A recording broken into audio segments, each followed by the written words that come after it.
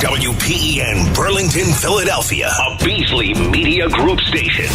Official home of the Sixers, Flyers, Union, and the best Eagles talk in Philadelphia. 97.5, The Fanatic. Good morning. Thought I'd help you wake up.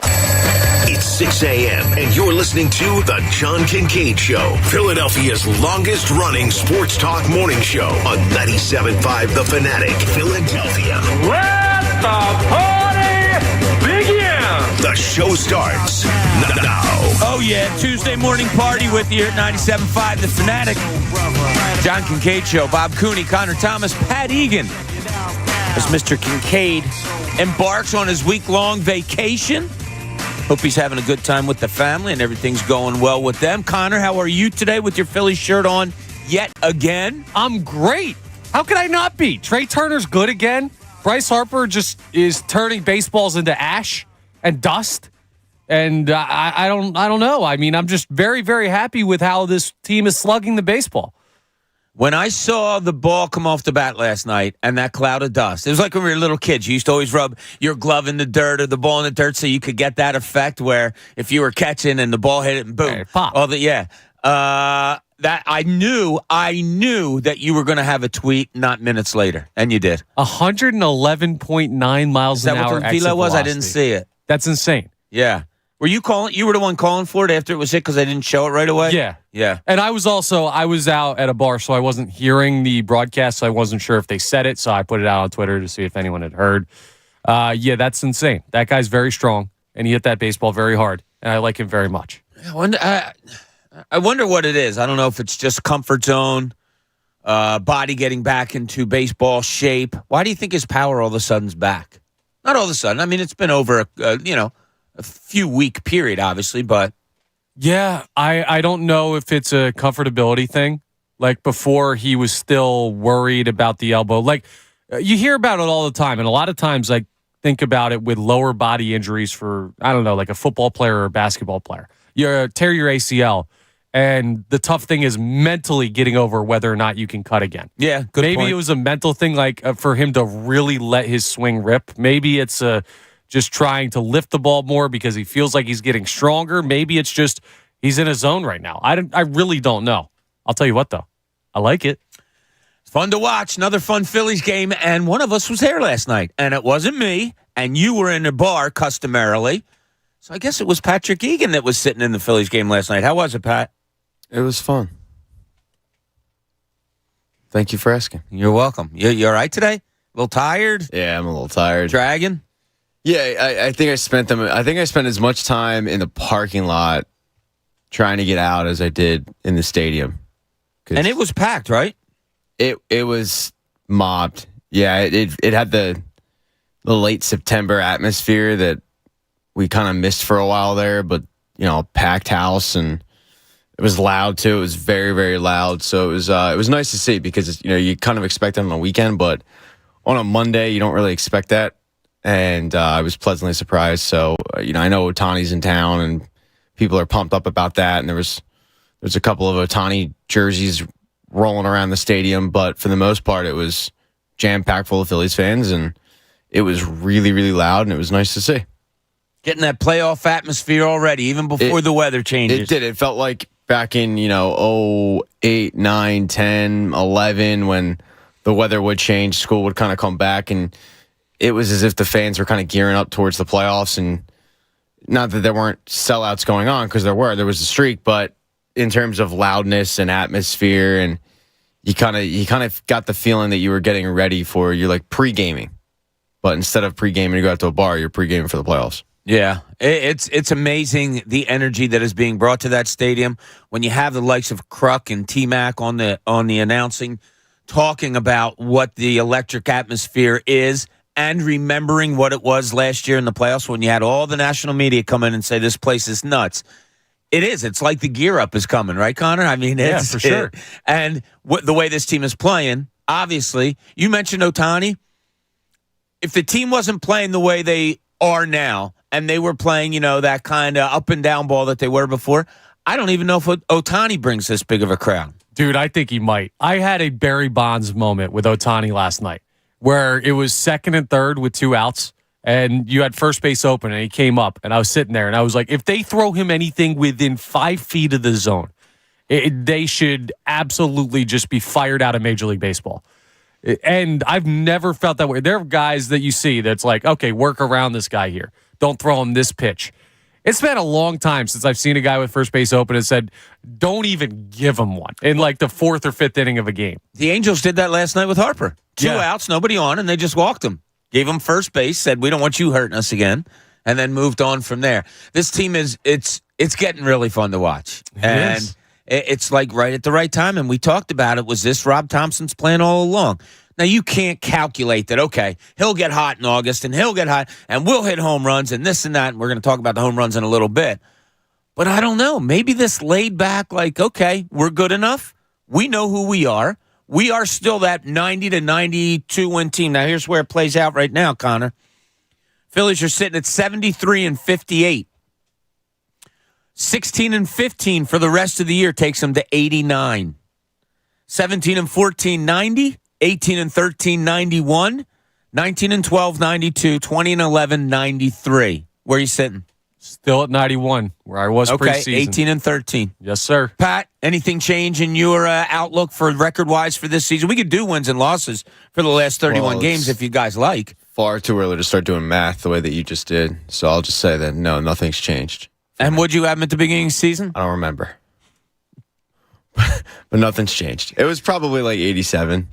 I did think that they were going to have less than last year. How many did they have last year? 87. Okay. Go ahead, Connor, say it. I predicted it on the nose. You had it on the nose. For them to go 87 wins would be a 14 and 17 finish. All right, then I'll say 86. I had less than 87. All right. But I had less than 87 because I thought that the Mets were going to be better. Guys, they're not. They suck. It's awesome. So I'll stick with the same, but they're going to end up having more. Yeah. It's hard to imagine they'd go down the stretch and only win 13 games. Yeah, I mean, there's a real shot. 91, 92, outside 93, maybe. We'll see, but, man, they are fun to watch right now. 6 o'clock hour is brought to you by Bradford White Water Heaters. Bradford White is here for the pro. Before I get into some Philly numbers, this is what I love about baseball. And, Pat, you and Connor are so good at this. The numbers that come out of baseball, they can run your life.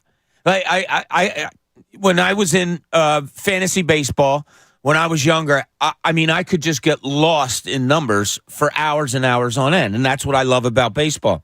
Couple of things before we get into some Phillies numbers. Royce Lewis of the Minnesota Twins, Pat, in 50 games, this guy has hit 3 grand slams. Hit his second in 2 games last night. That's pretty cool. That's pretty unheard of. Yeah, it's very odd. 3 in 50 games. Now, he was I believe he was like a first-round pick back in. He was a second overall pick. Second overall pick, right. Back in like 17. Pat can tell you his blood type. I think it's like 2014. Was that long ago? He was drafted out of high school. He's never really panned out. To the point where they, he hasn't panned out to the number 2 overall pick level, but he's a decent player. He's dealt with injuries too. Yeah, so that one stuck out to me today. And then I looked at Seattle's won 12 of 13.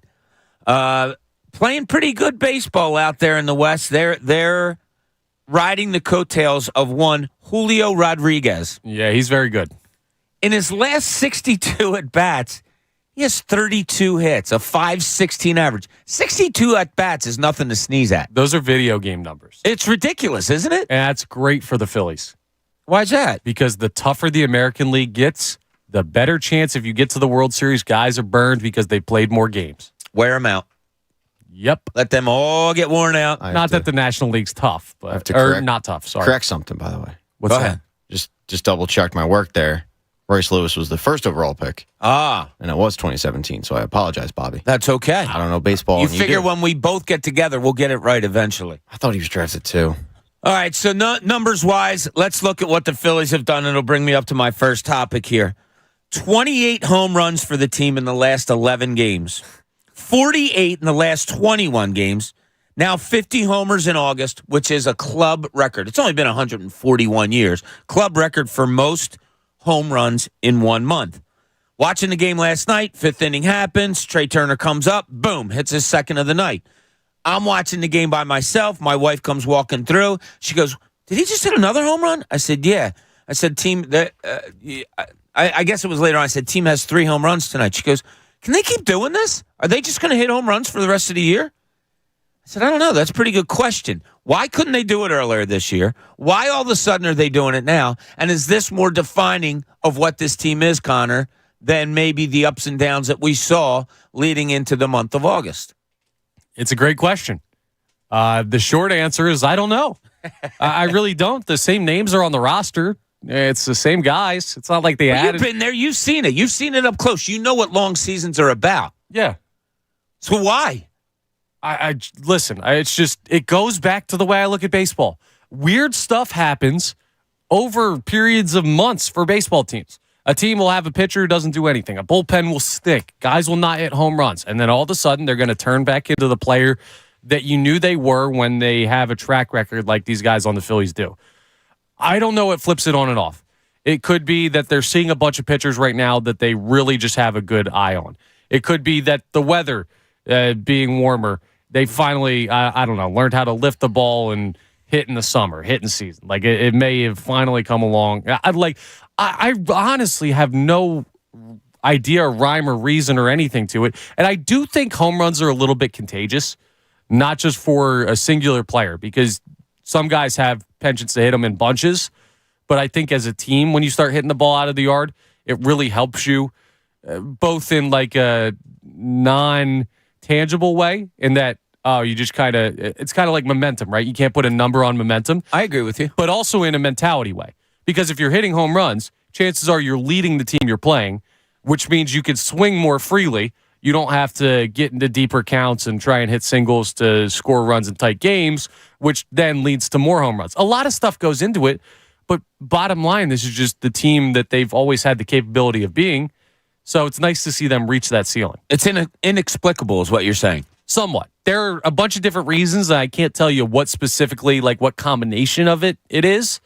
But mostly, yeah, it's hard to point to exactly why and why now. Pat, if you were a betting man, you're going into the playoffs, okay? We finish out the season. Phillies have whatever they have, top wild card spot. You have that first-round series, 3 games at home. Do you right now expect this team to be more of what they've been in August? Bashing, lots of home runs. We've seen all the play. Or is it somewhere in between that and what they were before August, which was very much peaks and valleys? I think it's definitely somewhere in between. I don't think they can continue this. They're setting records in a month for home runs. I mean, this is a team that's been around for a while, 1883. So do I think that they can continue hitting 50 home runs in a month? No. Yeah, it's kind of hard. But I don't think that they're probably nearly as bad as the peaks and valleys that we've seen earlier this season. With that said, would it surprise either of you two if they dropped the last 2 games of the series? Right now it would, yeah. Me too. Yeah, I just had that confidence feeling going with me. Going into the series, I thought, it wouldn't surprise me at all if they lost the series, just because that's kind of what they've done this entire year. Is they've kind of gotten you on the hook and then they've let you down a little bit. But after what I saw last night, they didn't let down to a bad opponent. They jumped overall Giolito. The way that they're hitting the ball right now, it would surprise me as well. Yeah. But I will say if they lose tonight, I'll probably be sitting there doom and gloom a little bit. Nah, you won't. No? I think this current streak has gotten... No, I think it's gotten people okay. Now, if they go 2-3 in a row, something like that, then it's going to bring back the old memories of what's going on. That's, I guess, my issue is that's what they've done this season is they haven't had it 1 or 2 games. It's been 2 or 3 in a row. But maybe I'm just being too negative. I brought this up last week when I asked you guys, or 2 weeks ago, I believe it was, who's the most important hitter in this lineup for you going forward? Now, we've seen what's going on. We've seen all the home runs. We've seen them scoring runs, all of those things. I kind of smiled in the mirror today saying, I think I hit this one maybe, but maybe not. How about you, Connor? I think it's still Harper.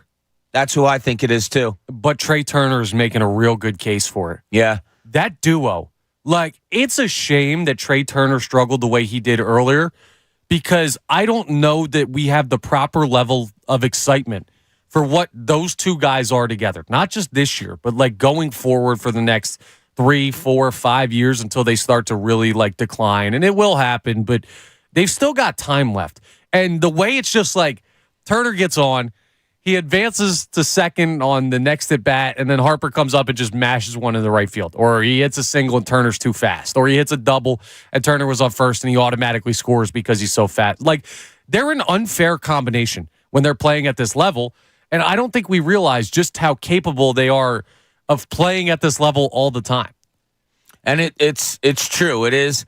It's just ebbs and flows. Can you ride this out? Can you ride out the ups and keep the downs at a distance? Because I'm leaning towards you can, because they didn't do it for so long of this season. Well, here's what I'll say. So they've got 52 home runs in August. They have 2 more games to play before they're done. Like, hitting 55 home runs would put them in the top 15 home run months in the history of baseball. Now, a little fun fact for you. The team that has the most was in August 2019. The Yankees hit 74 home runs in a month. Oh, my God. Yeah, that's a little sick. That's when you have Stanton and Judge and stuff like that, yeah, those are the things that are happening. That'll do that. But, I mean, still, there's like only a handful of teams that have ever hit 55 plus in a month. So when you look at that, you say, no, this isn't sustainable to this level. But the power being a thing at Citizens Bank Park in October, it really has become a factor for this team. They're no longer a scrape 3 across by singles and doubles and maybe a long ball. They've flexed their muscles a little bit. So it has become a consideration for how the Phillies can win ball games. Now, there's people coming at us on YouTube saying, there's different people that might be more important in that lineup. So that's cool. Let us know. 610-632-0975. Also, a question out there, Pat, that you need to answer right now. People are wondering, since you were at the Phillies game last night, what were the snacks that you had? Anything? Did you sneak stuff in? No, I didn't go too hard with it. No? I had a Qdoba around lunchtime, so I was kind of full when I got there. No ice cream? No, I thought about it, and I was kind of headed towards that direction, and then I just made a hard right and got a hot dog. I was annoyed, though, because the guy didn't take my coupon that I had for a free soda. No. Yeah, I was a little annoyed by How that. old was Why? the coupon? No, it was new. So okay. I don't think people, they always advertise it on the big board, but I don't know how many people actually listen to it or do it. But if you're not drinking, which I don't, but you can go on your MLB Ballpark app and you can sign up for the designated driver program, but they'll give you a free coupon for free soda. Oh. So it's like a $5-6 savings or whatever. Why wouldn't he take it? He says like, oh, it's not working. And I had a line behind me, so I wasn't going to argue with him.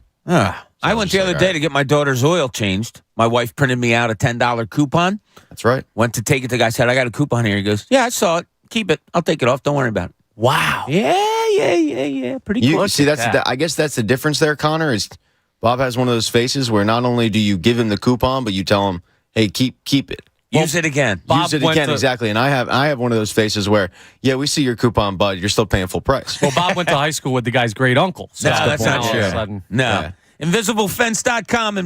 Invisible Fence brand is more than a fence.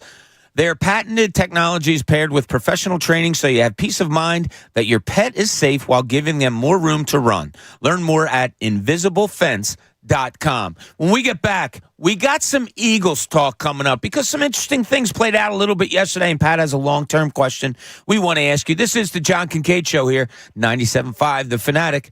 Imagine if your favorite casino came with an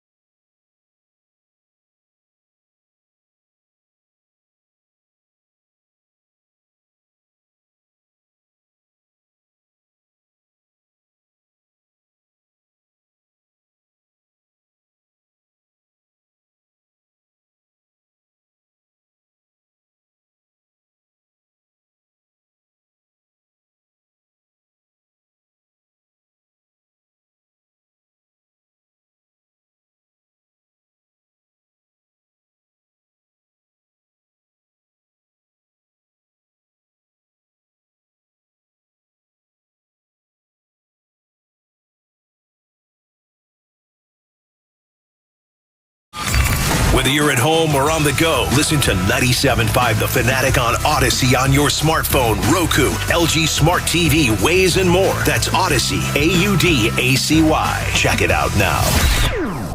Now, back to the John Kincade Show on 97.5 The Fanatic, Philadelphia.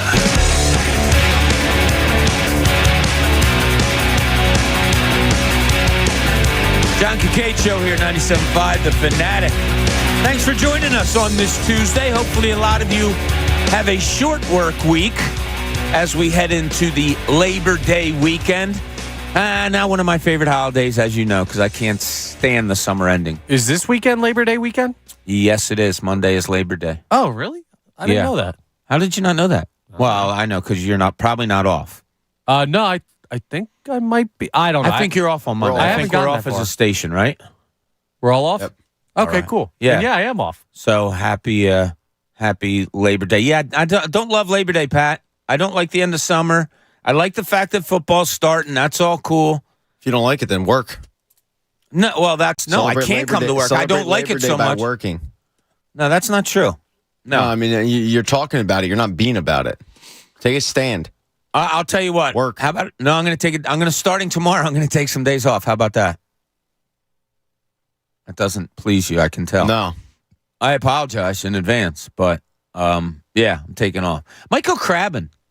Yeah. So I mentioned it to my brother-in-law lives down in Baltimore and has he got himself a boat. He retired and got himself a nice little boat, and he goes out crabbing by himself all the time. Now he does it the real way, as I've told you guys. He does like a 1,500-foot trot line.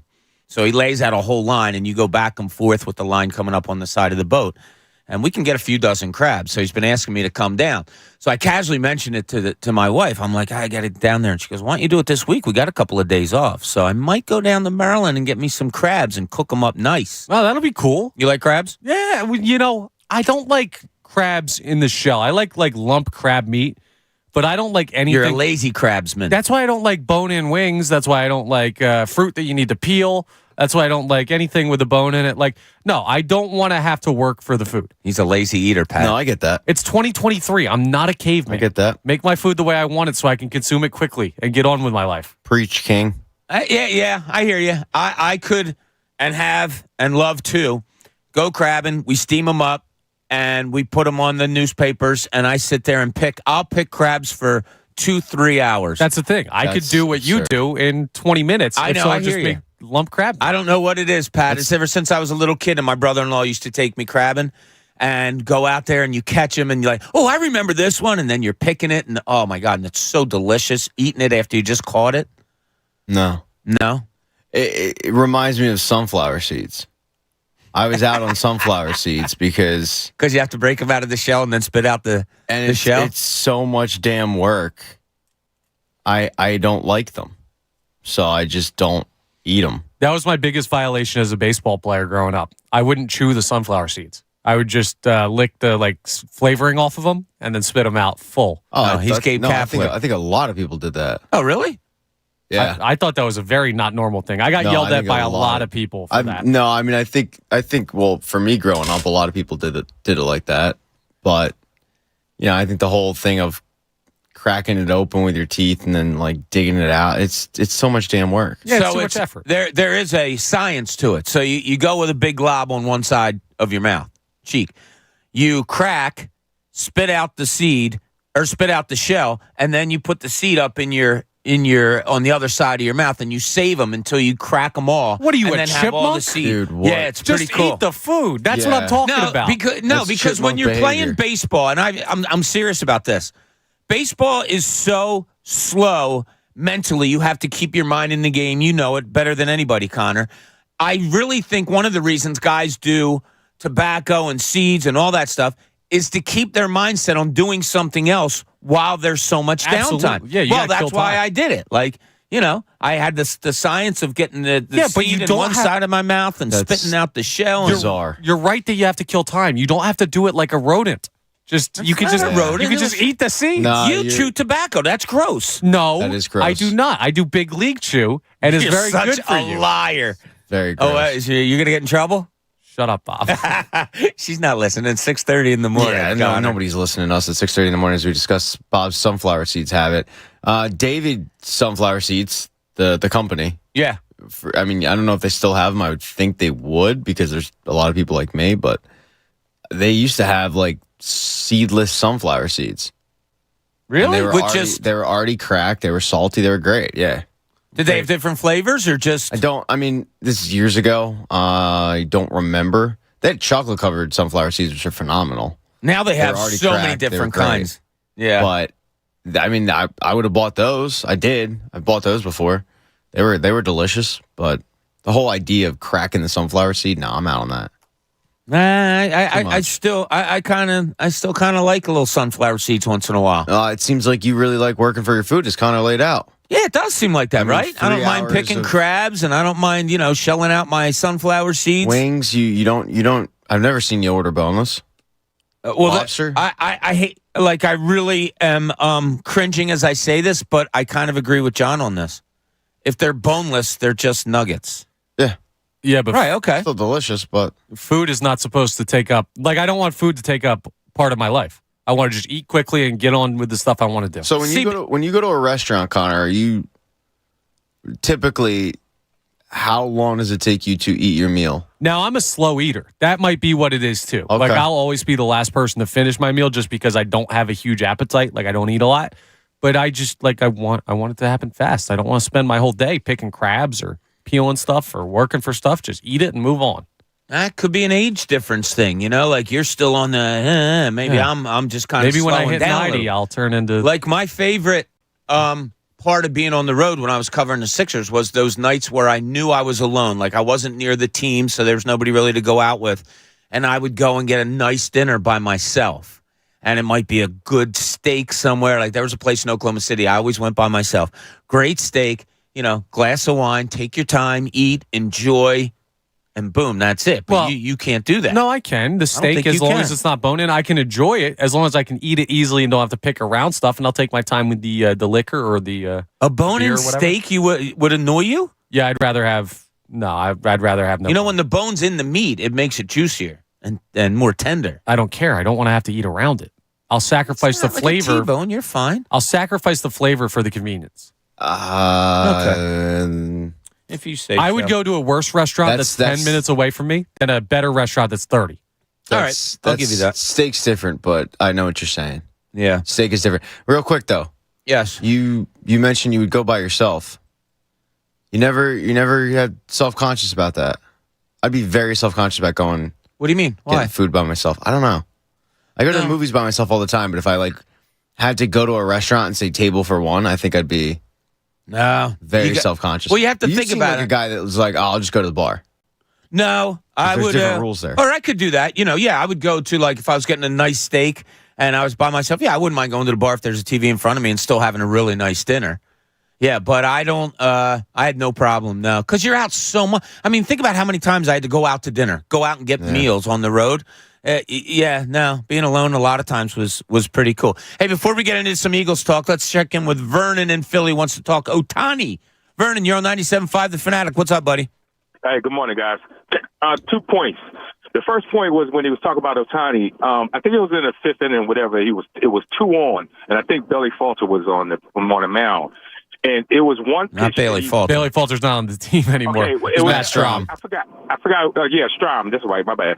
And he threw that one pitch that was like 95. That was top high, and Otani just missed it. And I was like, "What in the hell are we doing pitching to this guy?" But he turned around and threw an 83-mile breaking ball and got him out. But I was still nervous as hell when he did it.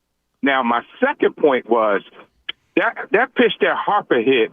That was Harper's back type of hit. But in the same token on that, JT had the same pitch that came down the pike. It was 95 down the pike where it was 2-on, and he just watched it. And I'm like, when is he going to start getting booed? Because, buddy, listen, JT, oh, man, he's been pooping the bed lately, and I'm like, when is he going to start getting that, couple of boos coming his way? Yeah, I hear you, Vern, and thanks for the call. Appreciate it. JT is struggling.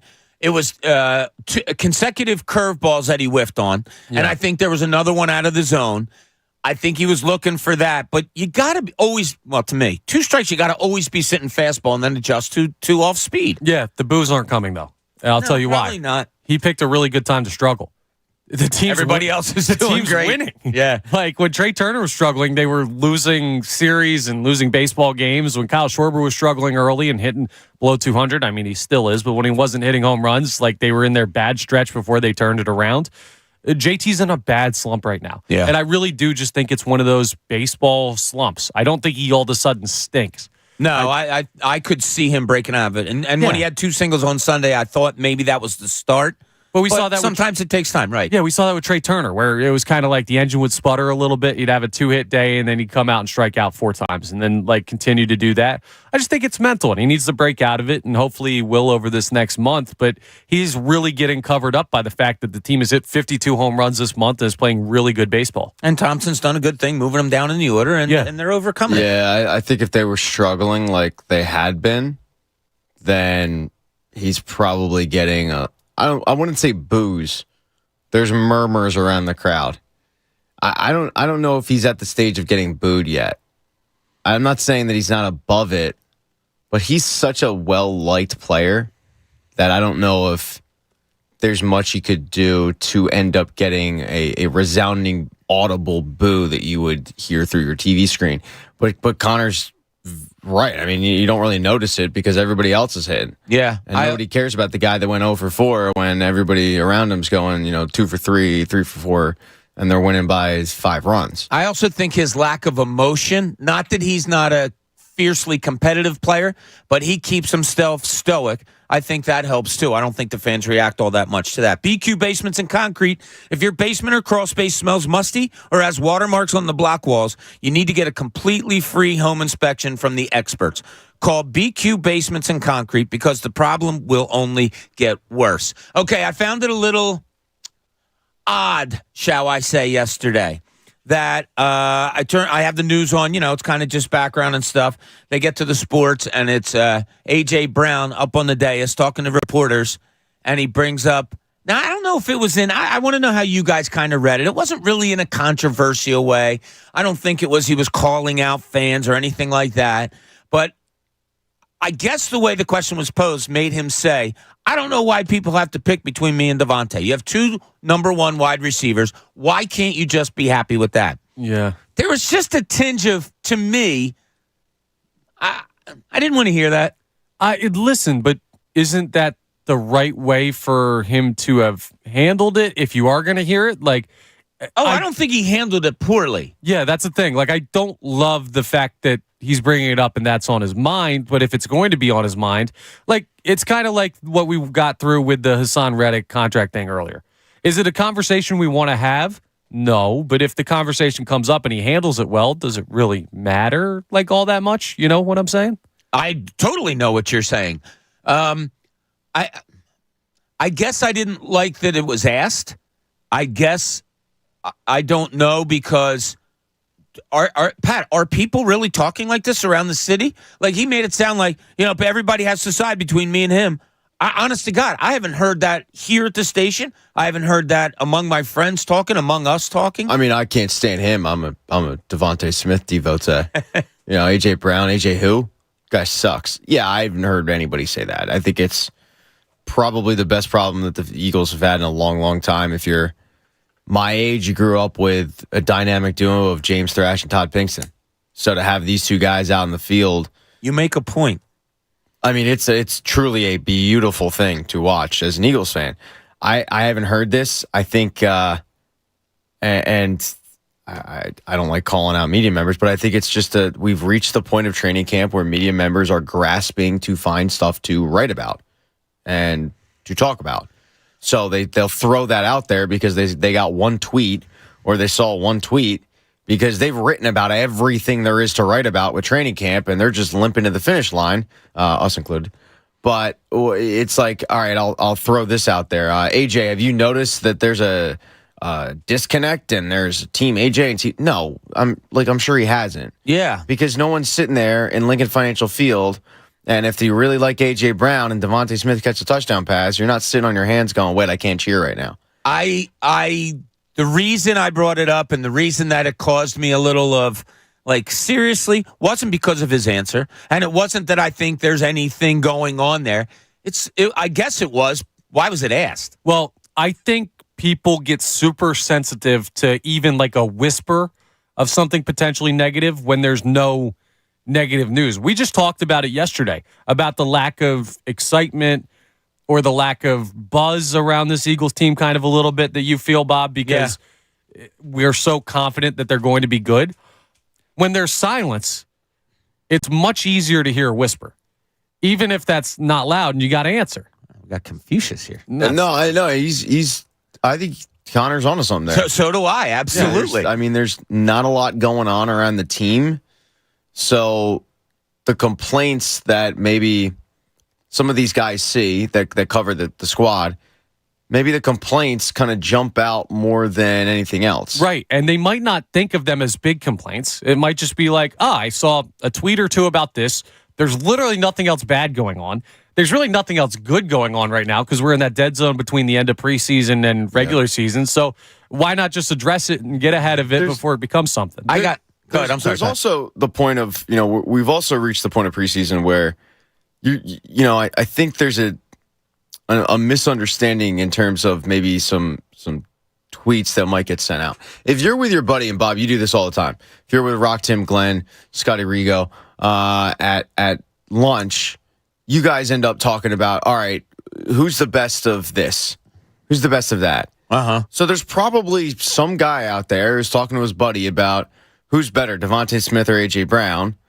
They're going back and forth, and they tweet their question to a reporter, and the reporter doesn't see it as innocent barroom talk. The reporter sees it as, there might be a line divided here with the fan base. There might be a team Devontae Smith, a team A.J. Brown, when in reality it's just two buddies trying to settle a stupid barroom debate because it's a good question. Who is the better wide receiver? Is it we had it on this show, A.J. Brown, or is it the up and coming Devontae Smith? Yeah.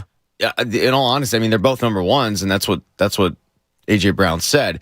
It's a really, really good situation the Eagles find themselves in. But is this their like deep seated like hatred for one over the other? No, oh, God, no. That is preposterous. I guess I'm going back to my old profession. That this annoyed me a little bit. I've been in press conferences where guys ask questions, and I'd be like, "Oh man, are you really? Really? We go." I guess that's what it was yesterday, and I don't even know who asked the question and how it was put.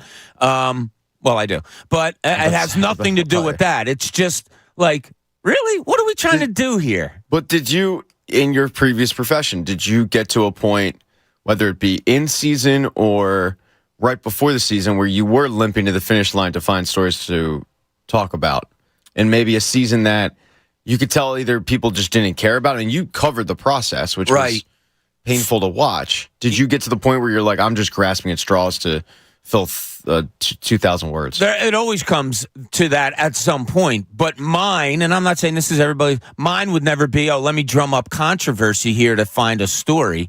It wasn't that. I'm not saying it was always the feel-good story. Maybe I have in my notebook, you know what? Such and such hasn't been shooting the ball all that well.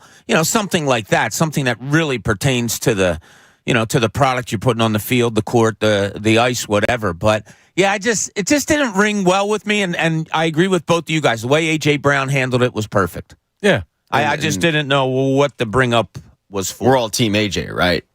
Yeah, I think so, right? Yeah, I'm Team Philadelphia damn Eagles. Oh, and we got both of them. Look at me, I'm Connor. I like the birds. Yes, I do. I like everyone. Answer the question, coward. I'm Team A.J. Smith. Mostly everyone here?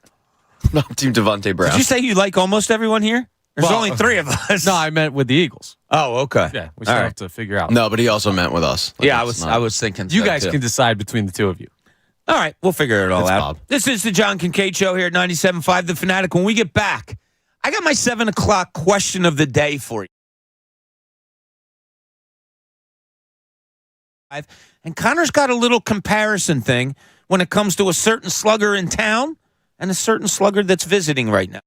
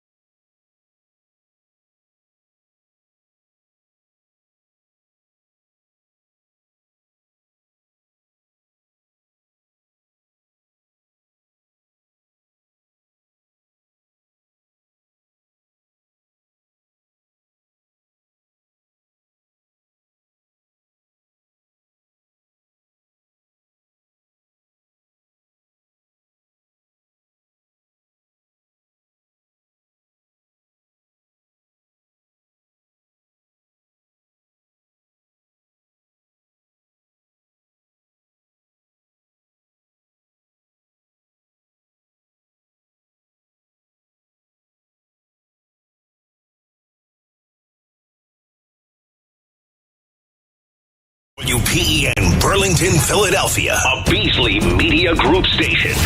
Official home of the Sixers, Flyers, Union, and the best Eagles talk in Philadelphia. 97.5, The Fanatic. Now, back to the John Kincade Show on 97.5, The Fanatic, Philadelphia. So damn proud.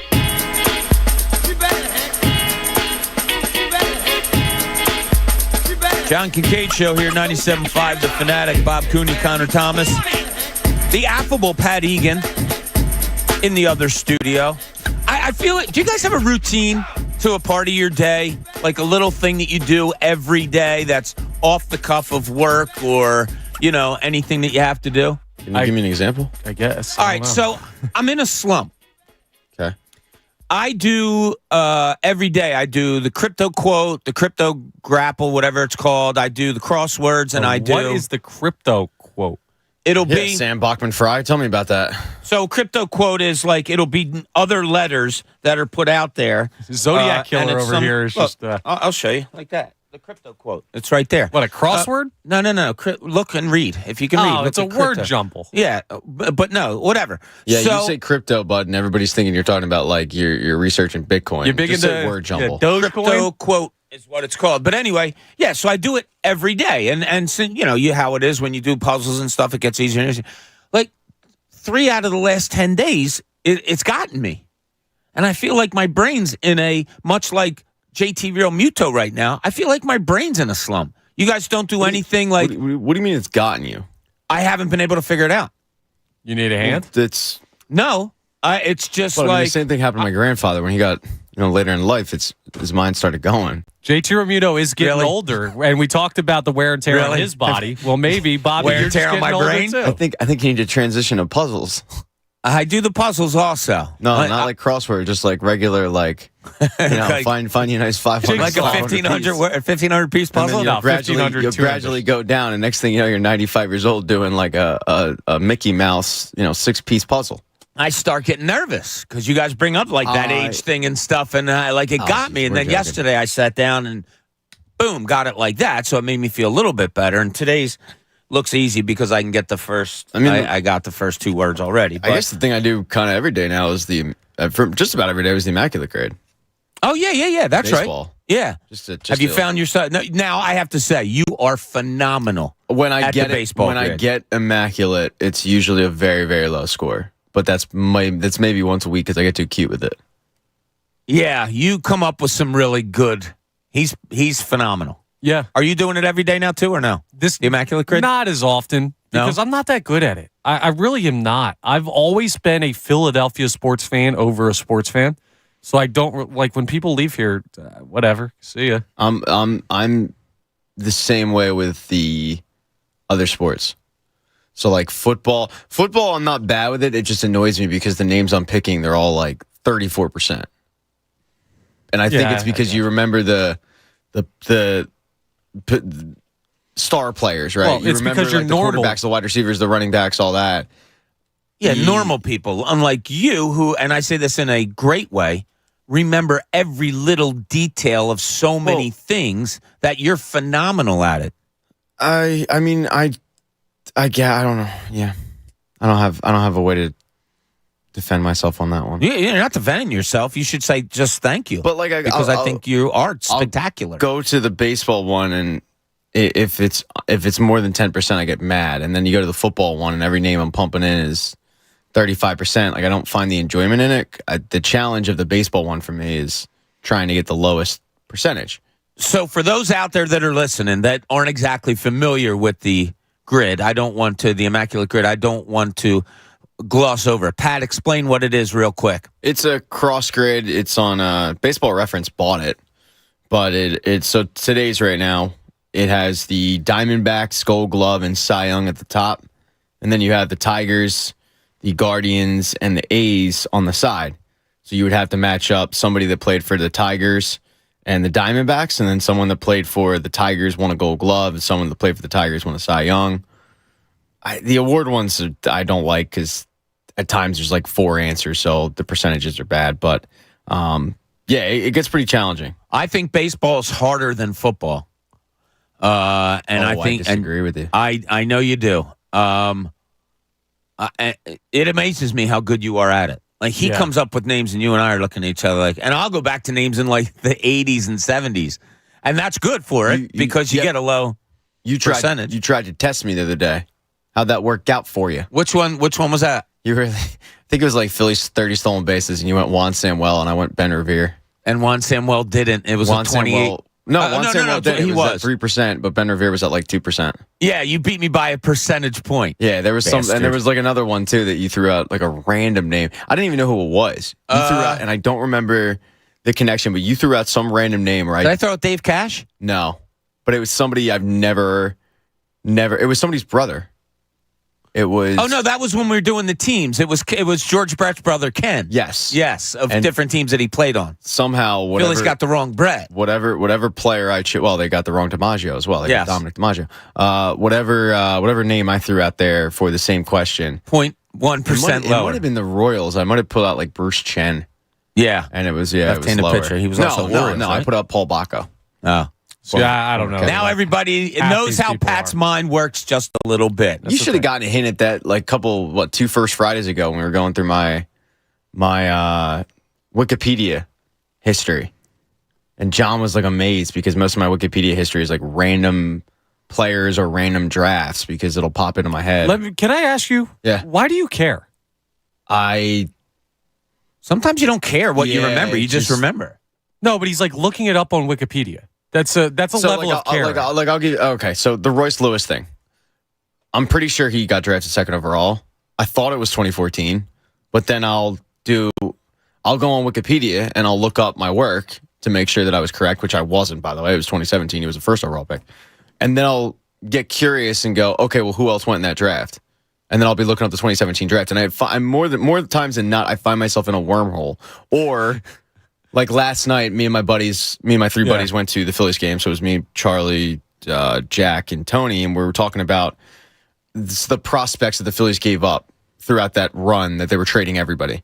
And if any of them became anything. And somehow we got into J Happ and who went in that deal and Jared Cosart. And then it segued into like the baby aces of the Reading Phillies. And next thing you know, like I'm looking up Domingo Santana's career stats. So like, and most of the time it's not just they pop into my head, but sometimes they do. Sometimes it's pop into my head. I have to see who that guy went for, the trade. And next thing you know, 10 minutes later, I'm in a wormhole. But we all do it to a degree. I mean, my friends, and extended friends and stuff like that, they're like, yeah, you're doing the job you should have done because all growing up, that's all you did was sports and you knew sports trivia and you knew this and that and the other. He just goes way deep. And you're right. Right. And you can't, like that's how some people's mind works. I think it's you don't enjoy it? I mean, I don't enjoy how my mind works. Oh. Like I wish the worst is when I'm sitting in bed and I'm trying to fall asleep. And this happened like the other night where I was trying to fall asleep and somebody popped into my head and I couldn't remember who exactly the full trade was and I had to look it up. Yeah. And that's different. I know this sounds like Harry Hardo BS, but like it's not. Like this is legitimately, if you go on, I pretty much have all my tabs open on my iPhone. I never really close out tabs. So right now I have 394 tabs open. And if you go on them, a lot of them are like random ass players from Baseball Reference or. And the fact that you retain it is pretty impressive. Some of it, yeah. Some of it, no. I mean, like Royce Lewis is a prime example. I retained some of it. Yeah. I knew he went top 2, but I didn't have the right year, and I didn't know that he got drafted first overall. That's pretty impressive. It's a bad look on me, and I apologize to the listener. Oh, don't you do it. I feel like I'm betraying the listener's trust. I don't think you are. InvisibleFence.com. Invisible Fence brand is more than a fence. Their patented technology is paired with professional training so you have peace of mind that your pet is safe while giving them more room to run. Learn more at InvisibleFence.com. Did you guys see the Acuna thing last night? No. Yeah, very weird situation. Yeah, so he's out in the field at Coors Field out in Colorado. And a guy comes running on the field and kind of like, kind of waves to him or whatever. And then a second guy comes up and a bodyguard is like kind of right there. And the guy kind of he bangs into him. And Acuna hits the ground, goes down. And so they're escorting the guys off, security's all around. Some players came out. And the one guy was going like 8 bleep crazy, kicking his legs and flat. There were literally 3 guys carrying him off the field, and he's trying to get away to get out of Cunha. It was wild. I don't know what precipitated it. I don't know what happened, but something crazy going on. I'm watching the video now. It's very weird. It's disturbing. Super strange. It's it doesn't. I mean, I don't know. Connor, are you aware of what happened years ago in the Royals and White Sox game with the 2 fans, father and son? And I asked, and because I wonder how far removed we are from it. But Bob, I know you'll remember it. It was like a father-son. They jumped out of the crowd and tried to start stabbing the first base coach of the Royals. I think. Oh yeah. And it was like, it might have been, it was early in the season, or it might have been spring training even. But yeah, crazy ass father-son duo, and I think it was in Chicago, and they jumped out and they legitimately started trying to stab the first base coach. And that's why, like, these situations, the security, of course, Phil, you need to act a little quicker. Yeah. I mean, most of the time the players do just kind of stand there, and most of the time it's innocent enough. The guy's just drunk and he was probably dared to do it. But in this situation, that's not. There was contact made. And man, you don't like rule number 1, don't touch me. Yeah, the dude like, seems like don't a do whack it. job. Yeah. So wild stuff there. All right, listen, there's something going on. I asked it earlier last week, and John likes to jump from subject to subject an awful lot of times, so I didn't think we stayed on this long enough, and I wanted to put it out there. Is it aliens? Do they exist? Yeah, we all agreed that they do. Yes. Yeah. Right, Pat? Well, let's break it down. I mean, do they exist or not? Is there intelligent life form out there? Is this what sports radio has become? With John being out, I think we owe it to the listener to, ask the tough questions. So anyway, I put it out there, and I wanted to kind of make a top 10 list today. Now, this is what I want listeners to do, 610-632-0975.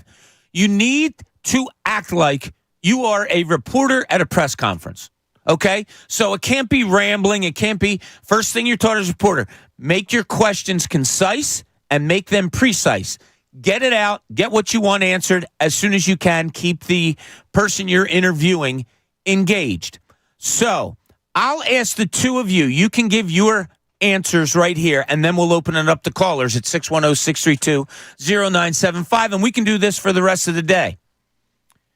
What's your biggest sports question surrounding this city right now? Now, like I said, precise, concise. What is it? There's so much going on here. You can look between the lines of whatever sport you're talking about. You can look further outside of the organization. Maybe it's a city thing. I have one in my mind that I think is top 10 that might not come about from anybody. That's kind of not like what you would think where it is. But, Connor, I'll start with you. Biggest question you have, specific question you have right now about this sports city. Yes, Connor Thomas Quarterly, Mr. Cooney, biggest question. Is last year Jalen Hurts the guy we're getting for the rest of his career? Who would you ask that to? I don't know. Are we framing this to people specifically? No, it's a great question. And I think it's all on all of our minds. I don't think anyone knows for sure. Yeah. Like, you saw it. We know he's very, very good. But I'm talking about like elite level. Like not a regression coming, not that was a really good year, and every once in a while he'll do that again. Not an Aaron Nola type thing where we saw the ceiling once and then all of a sudden it's like, when will he ever get back? No. Can we count on Jalen Hurts to be that guy every year? Because if so, this team's in Super Bowl contention every time they put a roster together. It's a great one. He's probably the most, think of a word here, probably the most scrutinized athlete in the city right now? I guess. He's the most important to me. Is he really? Yes. The quarterback of the Eagles almost is, even when they stink. But being that the team is really, really good and we want to see him win another Super Bowl and we think they have the guy, yeah, I'd say he's the most important athlete in the city right now. Pat, number 1 sports question that you want answered specifically about this city, what is it? I think I'll go with the one I gave probably 2 weeks ago. Okay. And there has been a lot that's changed in 2 weeks, but is James Harden on this team or not come game 1? And I don't mean is he on the roster, I mean is he suiting up and playing? Because is James Harden playing game 1?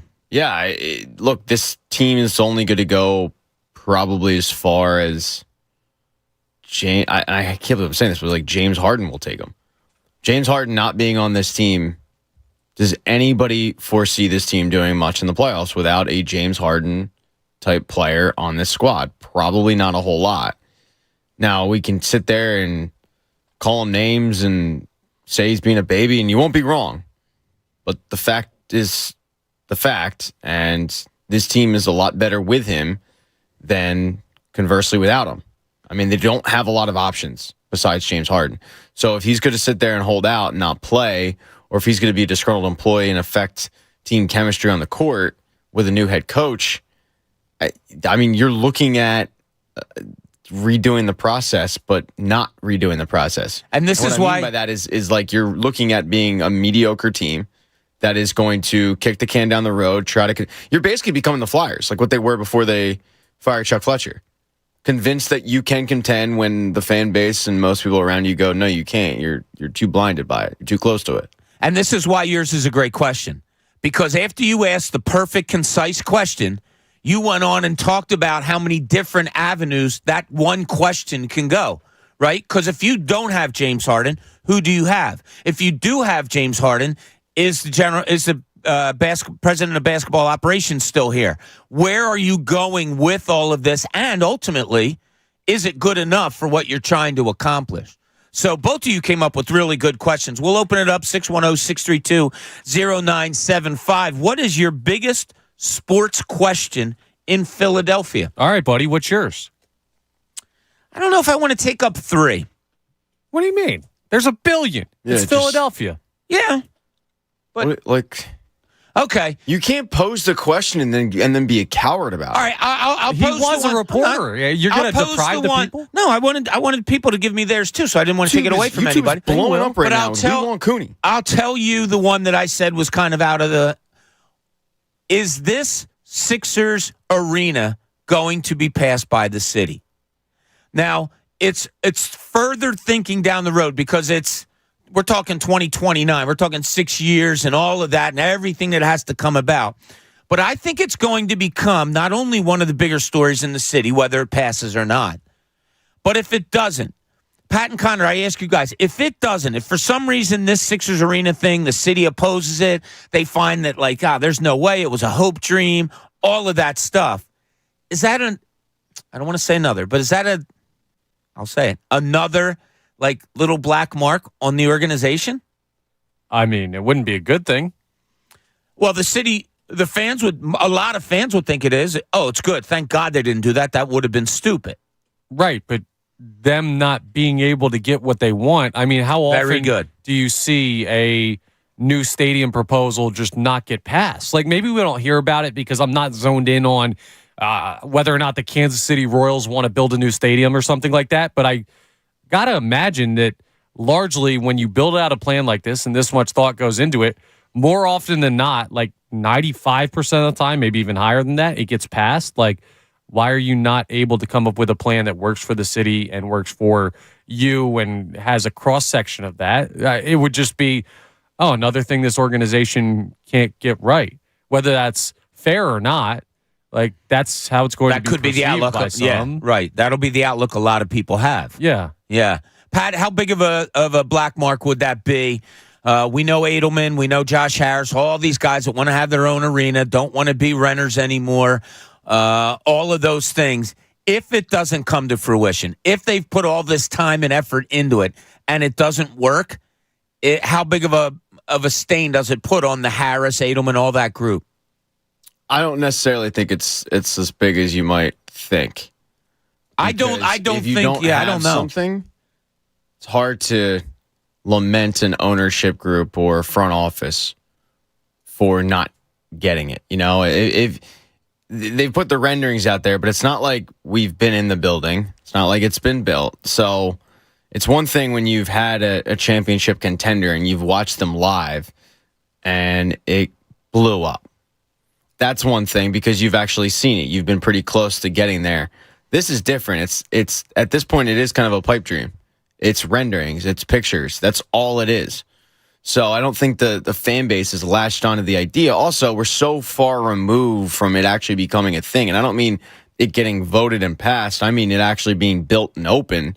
We're talking like 2039 or whatever, whenever it's supposed to be. It's like 10 years, 9 years or whatever. That would be 16. Was it? Yeah, it's 2029 is when the lease is up. 2029, that's it. So we're so far removed from actually having this be a thing in the forefront of our mind and the idea of walking in that it's not like I think it's really on the frontal lobe of a lot of Sixers fans. I think most Sixers fans' complaints are the team, not necessarily the same. And I'll throw my hand up. I think the Wells Fargo Center sucks. Like I think it's bad. You go to some stadiums around the country and you'll actually notice how bad it is. They've tried to do some renovations. They've tried to soup it up and all that. And look, it looks better than it did, but I still think there's nothing special about the Wells Fargo Center. If the Sixers can go and get their own arena, I think it'd be great. You saw this schedule come out. The Sixers have a lot of back-to-backs. And one of the reasons why is because they're third in the pecking order. It makes sense of why they'd want a new arena. At this point, I'd be more surprised if they didn't get clearance for a new arena than if they did. It's funny, the ups and downs that have happened so far with it. So we were lucky enough to get the presentation from the Sixers. Mm-hmm. I don't know about you guys. I think we talked to each other. I thought it was impressive. Answered questions, raised some more, which we asked. And, there was things that obviously still have to be approved, whatever. Since then, the Sixers have kind of gone silent on it. More than a couple stories that I've read about it. The writer said Sixers declined comment on this story or whatever.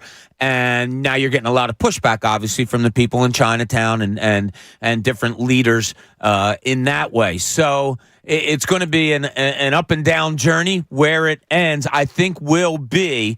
It's probably, if we're putting together top 10 questions, it's probably number 10. But it's a big one as far, I think, as this organization, the sports of this city, all of that stuff. It's an organization that's had a lot of egg on their face.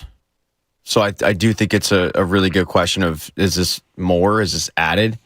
But I do wonder if they have a backup plan. I do, too. Well, they had another proposal, so I imagine they might try and shift to that one, like down by the waterfront. Well, that's what people are scared of, who are across the river. Although Josh Harris said, we're not going anywhere. We're staying in Philly. Yeah. And that has to be approved also. So I don't think that's going to happen. They're moving Albuquerque. The Albuquerque Sixers, a nice ring to it. I have one more question before we go to break. Who is the 7 a.m. hour of the John Kincade Show brought to you by? Good Philly Sports Question. That's the all-new Bet Parks app, sportsbook and casino in one sleek, easy-to-use app in PA and New Jersey. Pat just said in my ear, he's good. Oh, he's good. He's a pro. Very good transition. Look at that. Yeah, I'm proud of you. Shout out, all right, when we get back here on the John Kincade Show, I want to bring up a question about this Phillies team is currently constructed and maybe make a comparison to one that had a little bit of success. This is the John Kincade Show here, 97.5, The Fanatic. The John Kincade Show. Say it. I'll say it.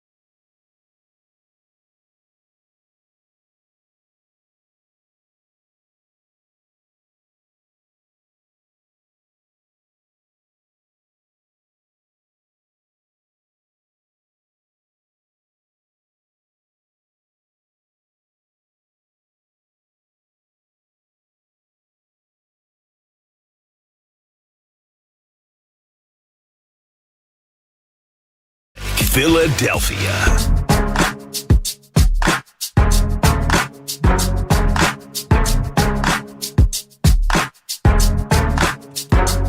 .97.5, The Fanatic, John Kincade Show. Bob Cooney, Connor Thomas, Patrick Egan producing today. The man, the myth, and the legend. Don't call me that. What, Patrick?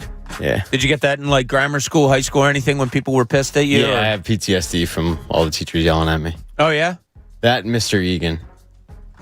Yeah, that's Mr. God, Cooney was what I got in Catholic grammar school and high school if they were mad at me.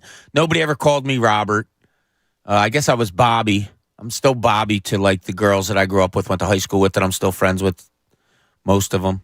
Yeah, it was, got some bad flashbacks there, Does Bob. your wife just call you Pat? Does she have a nickname for you? Is there any? He's going to say no personal questions. I can just feel it. So, Just Pat. Just Pat? Yeah. Okay. There's jokes in there that I could say, but. So lovely to meet your wife this weekend at Fan Fest. You still didn't send me the picture of the two of us. Did that you your ex-wife? promised. No. Was your ex-wife there, Pat? Does she come around? No? No, that bitch didn't show up. Okay. What did I see on Twitter yesterday? There was something on Twitter about a star. King in his kingdom. Like an actress or actor getting married. And one of his groomsmen, I don't even know who it was. Was her his ex-husband? Sister's ex-husband. I don't know. That sounds kind of awkward to me. It depends how long they were married. If they were like married for like 20 years and got divorced, but you were like really good friends with the guy, or maybe they were friends beforehand. Maybe No, they were only married, from what I like read this thing real quick, for a couple of years. And I guess he got close with them, but out of respect for your sister, obviously he went to his sister and said, "Would you mind?" Yeah, I it's guess. not his sister's wedding; it's his. Is that more of a Hollywood thing than it's a normalcy thing? No, I think that happens. I don't know that that's just Hollywood. I ain't doing that. Yeah. Listen, I wouldn't either, but I imagine it happens more often than you would think, where someone breaks up with someone, but the other person's still in the wedding because they became friends through the relationship. I don't know. Yeah. And I'm all for people that work together remaining friends, like, you know. Right, exactly. Yeah, whatever. But I don't know. Pat, how many people did you have in your wedding? Groomsmen? Oh, 8, I think. Oh, okay. You had a good sized wedding. Yeah, You're a popular dude. Sure. All right. Any of those guys you're ex of any? Nah, never mind. You're an only child, so it doesn't really come into play. Yeah, don't have to worry about that question. Yeah. Good point. Oh, well. What are you going to do? Eagle season coming up. Week from Sunday. Who's pumped? Who's psyched? Who's ready to go? Pat, are we allowed to announce that maybe we have a pre- and post-game show, or are we holding on to that? I think we probably should hold on to it because I don't know and I don't want to get in trouble. Okay. Well, I'm going on vacation, so I was going to announce it because I don't care if I get in trouble because I'll. Well, then be you home, announce. but- Why are you asking me? Well, I mean, But I'm not going to do it now but because you're gonna ask because I me. go to you for guidance more than you even realize. But if you want to announce it because you're going on vacation, you don't care, then just announce it. Nah, you're right. But you're waiting for me to give you the okay so that the bosses don't blame you for announcing it. The bosses blame me because, well, Pat, you told him it was okay. Damn, he read what I was thinking. Come on, man. Smart. All right, we have a little bit of a problem here, and it's going to be a part of what Connor has going on in his life. In what world? Now, Here's Connor Thomas. There's more to it, Cooney, and now you're pissing me off. Can I warn people? Sure. So Connor came in this morning, Pat, and he said, "I'm just telling you, I am going to tee off today." The ball is on the tee. Go ahead. I don't get really like angry at a lot of stuff in life. I'm a very kind of calm, even person. I'm understanding. Like I don't really get I get worked up in like a fun way. Yeah. I'll get excited. You're good at it. But there are very few things in life that like really piss me off. And I think I found the number one thing in the world that just drives me insane. Like I am irate. Like I want to put my fist through a wall when this happens. It happened to me the other day. All right. Can we kind of try to guess what it is, or is it going to be impossible to You're get? You're never going to get it. Okay. Well, then never mind. We're not going to waste the time. Okay. I was using the restroom. Uh-huh. And were you here? For like the billionth time, yes, it has happened here. I was not here for this instance. Okay. So when you use the bathroom at like maybe a bar or a restaurant or your place of business, they don't just have like the open rolls. Every toilet paper roll has the container around it, whether it's metal or plastic or whatever, to contain the roll. I don't know why. I guess so people don't steal. Oh, yeah. Whatever.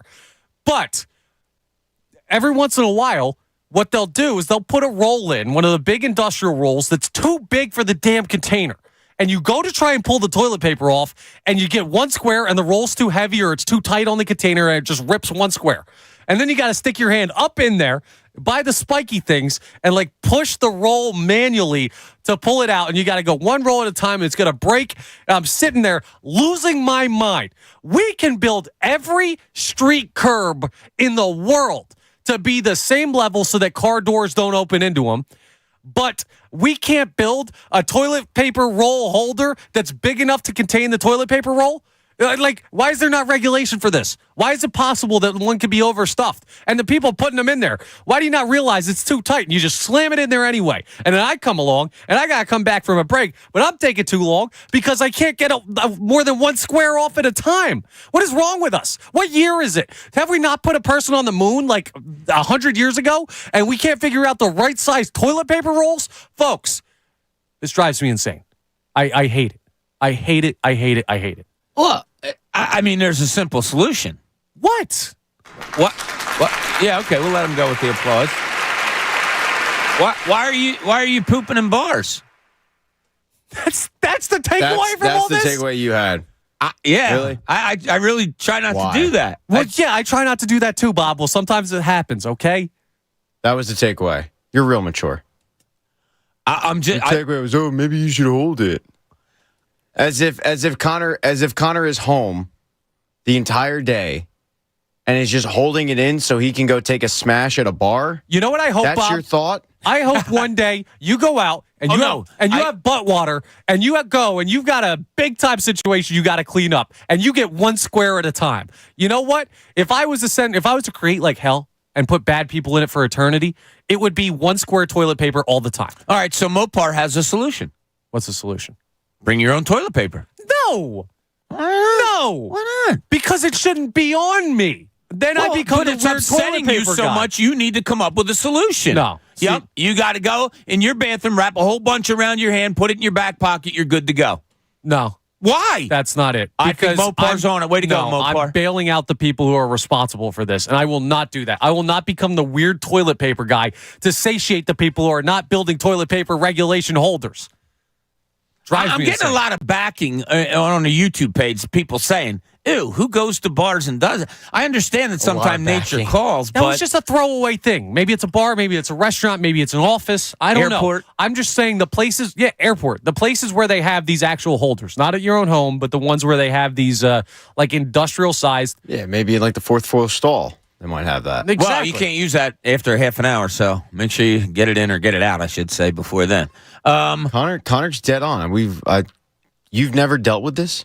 Oh my God! It's the most annoying thing in the world. No, so if you go in to take, like this morning, I went in to, I don't want to say take a leak, but I walked past the thing, and you can said see butt water. I think you can say take a leak. Yeah, you're true. So I walked past the stalls, and you see a bunch of, like you said, one sheet things on the floor. It's so wasteful. I assume it's going on in our bathroom now. I'm trying to save the trees. I'm like the Lorax of toilet paper over here, and you're telling me all you're caught up on is that I'm going to the bathroom in bars.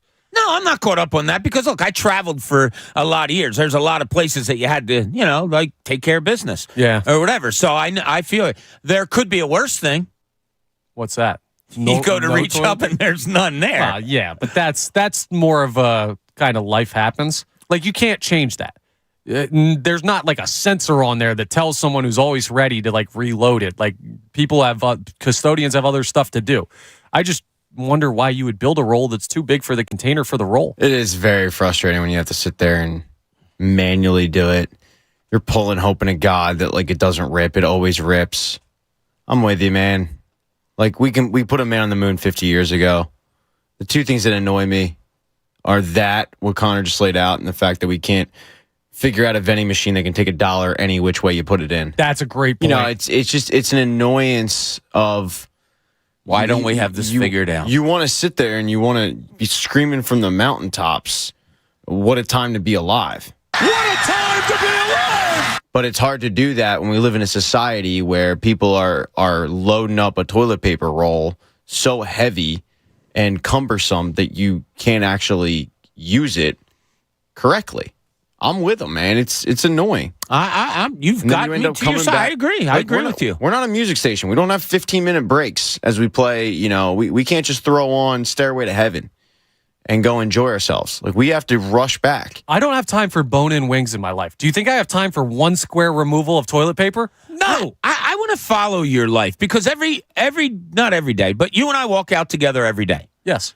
And I'll say to you something like, I can't, too busy. I'll ask him to do something, Pat, like, hey, you want to go get a beer or something like that? You want to go get lunch? No, can't, too busy. Too busy. Is he one of those guys? The guy's constantly too busy, and I just don't know what's taking up his whole day. Is he one of the guys that you think he's the busiest thing in his day is convincing people he's really busy? Well, I know he does the podcast, and it's phenomenal. Love your podcast, and I love the teases to your podcast just as much. Thank you. But I asked you one time how long it took, and you told me, and it wasn't taking up the rest of the day. No, it's about an hour. And then when I ask you where you watch the game, I went to the bar. So that's not like something that you're busy taking up your day. Just doesn't want to hang out with you, man. Well, that's what I'm getting to. We can hang out and watch the Phillies game later, but like what I can't do is go have a beer at 11 a.m. and then go for like a 2 mile. Like yesterday, I went for a 2 mile run. I went to the gym. I did the podcast. Like there are just certain things that I can't. I think drinking for. I think what he's getting at is I'm not just saying drink. He likes you. He's just not willing to fit you into good point his schedule of things and the pecking order of going and doing a 2 mile run, which like what loser does that? You don't really add up. You're not there. You're not present in his life because he's just not thinking about you.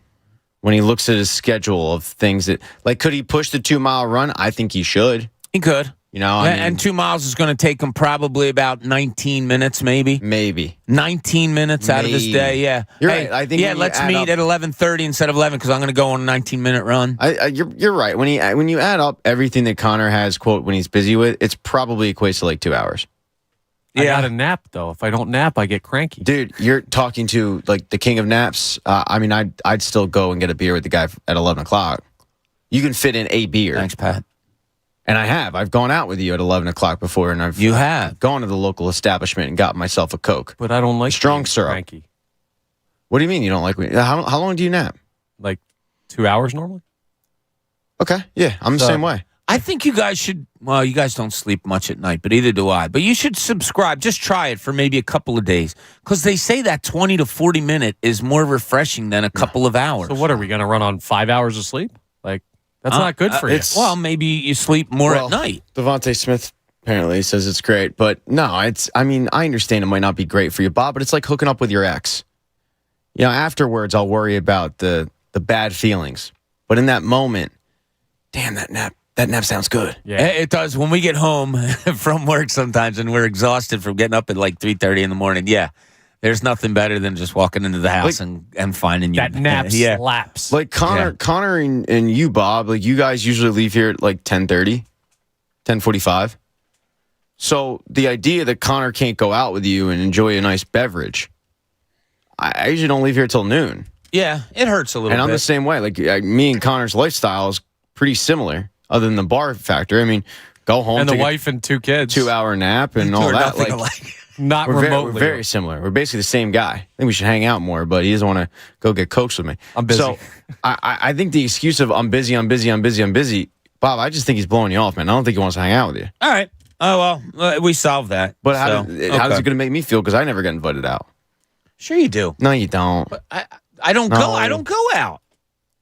I don't go out. You go out every day. You can come out. If you want to come over to Jersey, go out to lunch with us, you can, but I know you're not going to do that. That's the thing. You don't, but it's just about the invite. You and I went to, where did we go? Chipotle? There's always going to be another lunch.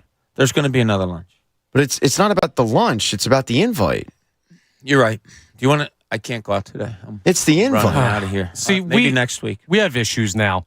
Because now I'm getting text messages from Haley and Silvana back there what are complaining about how girls have it much more difficult than guys. With the toilet paper situation? Does one of them want to be a spokesperson on it? I don't know. I don't think so either. I don't. It's poppycock. I can tell you when I worked at Club Fresh, Super Fresh, in Havertown back in the day. Yeah, one to enter, 18 to buy tobacco, Connor. And I would have to clean the bathrooms every once in a while. And the women's bathroom was disgusting. You'd think it would be the men's room, but no, the men's room is pretty okay. Yeah, but I don't know what women are doing in there.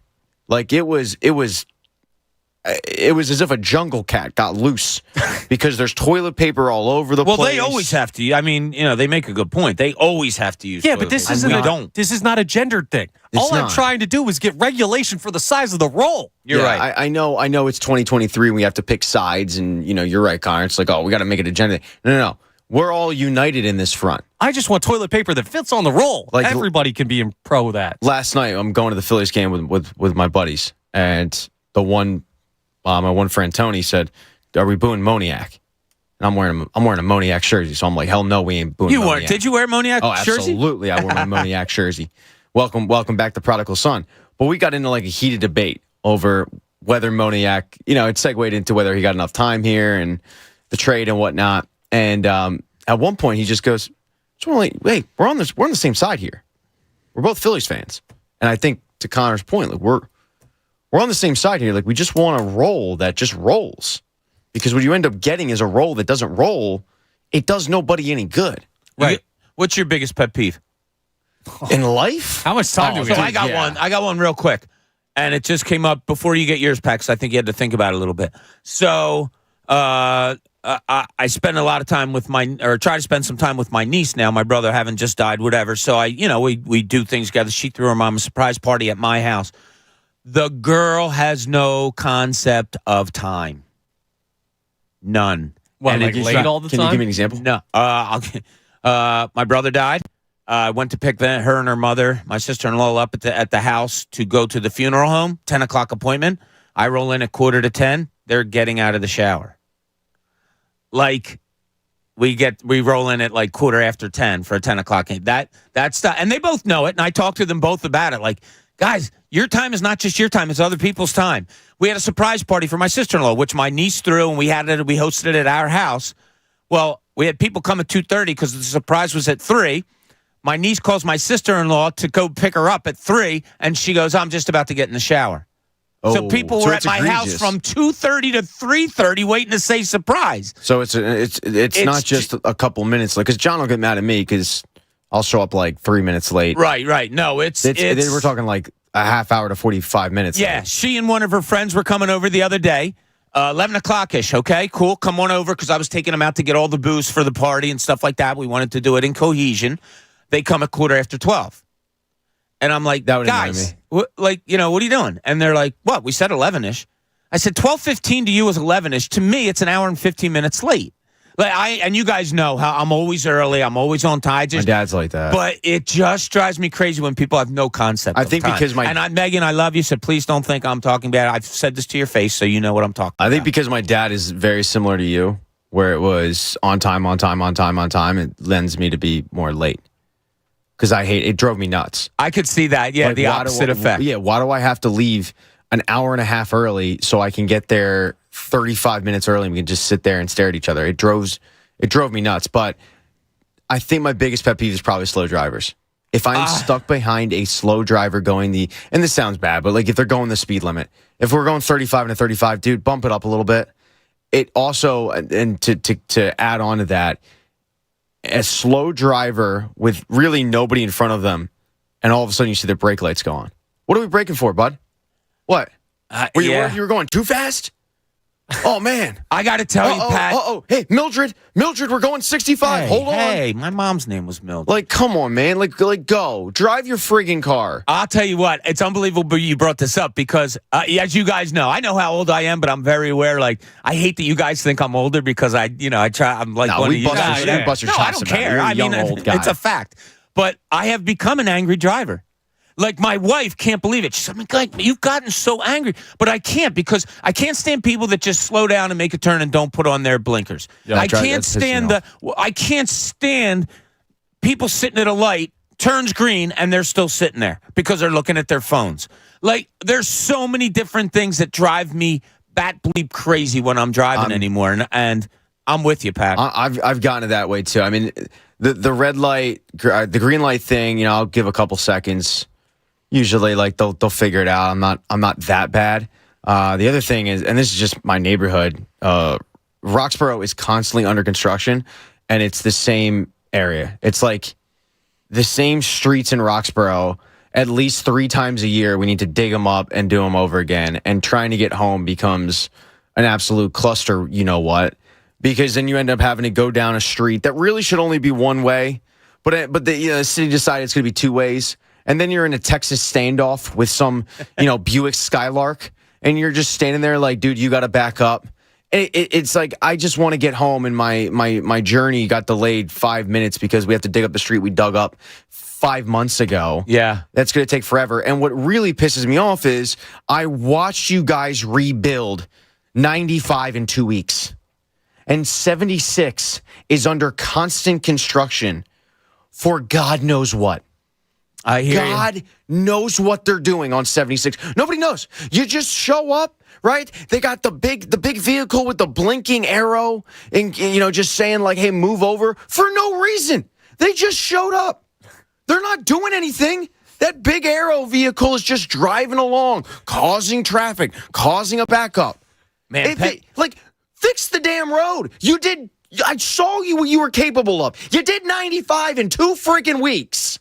But 76, you're taking 37 years to do whatever. Pet peeves, they elicit emotions, don't they? I knew we were going to get it from When Pat. he came in today, when Connor came in today, he said, I have one that's going to get me going, but Pat's really going to have one, and I'm sure he'll get going too, and you did. Our friend Chris Miller has a really good one. Hate when you let someone in, you wave them in, and they don't wave back to you. Even if I always yell, "You're welcome," if they don't give me the wave. Even if it's a situation where I had to manhandle my way in, I always throw the hand up. Thank you. Yeah. Oh, absolutely. Like, just let them know, hey man, like I might have been a jerk in this situation. I saw the arrow. Yeah. I should have gotten over. I realized you didn't want me to. Hey, thanks. Yeah, that pisses me off too. All right, we got a little love track here, which we love to do on the John Kincade Show, especially when John's mad. Not Deep here. breath, everybody. I know. Deep breath. I do have a question. Now, our question of the day, and we want you to chime in on this at 215-26, not 215. How about 610-632-0975? It pisses me off when the hosts don't get the number right. What's the biggest sports question surrounding this city right now? We want to come up with a top 10 if we can today. If you're out there roaming about, check in with us. Let us know what you think. Also, I do want to get back to the Phillies. I want to talk about a little comparison this year to another year and see what they may be. This is the John Kincade Show here at 97.5, The Fanatic. And imagine if your favorite casino came with an undo button. Well, guess what?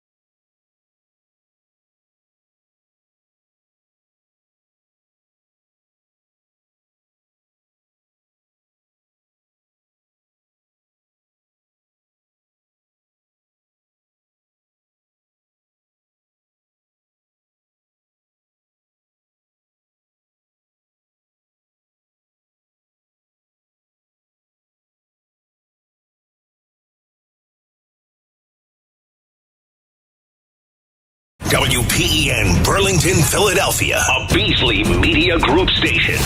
Official home of the Sixers, Flyers, Union, and the best Eagles talk in Philadelphia. 97.5, The Fanatic. Now, back to the John Kincade Show on 97.5, The Fanatic, Philadelphia.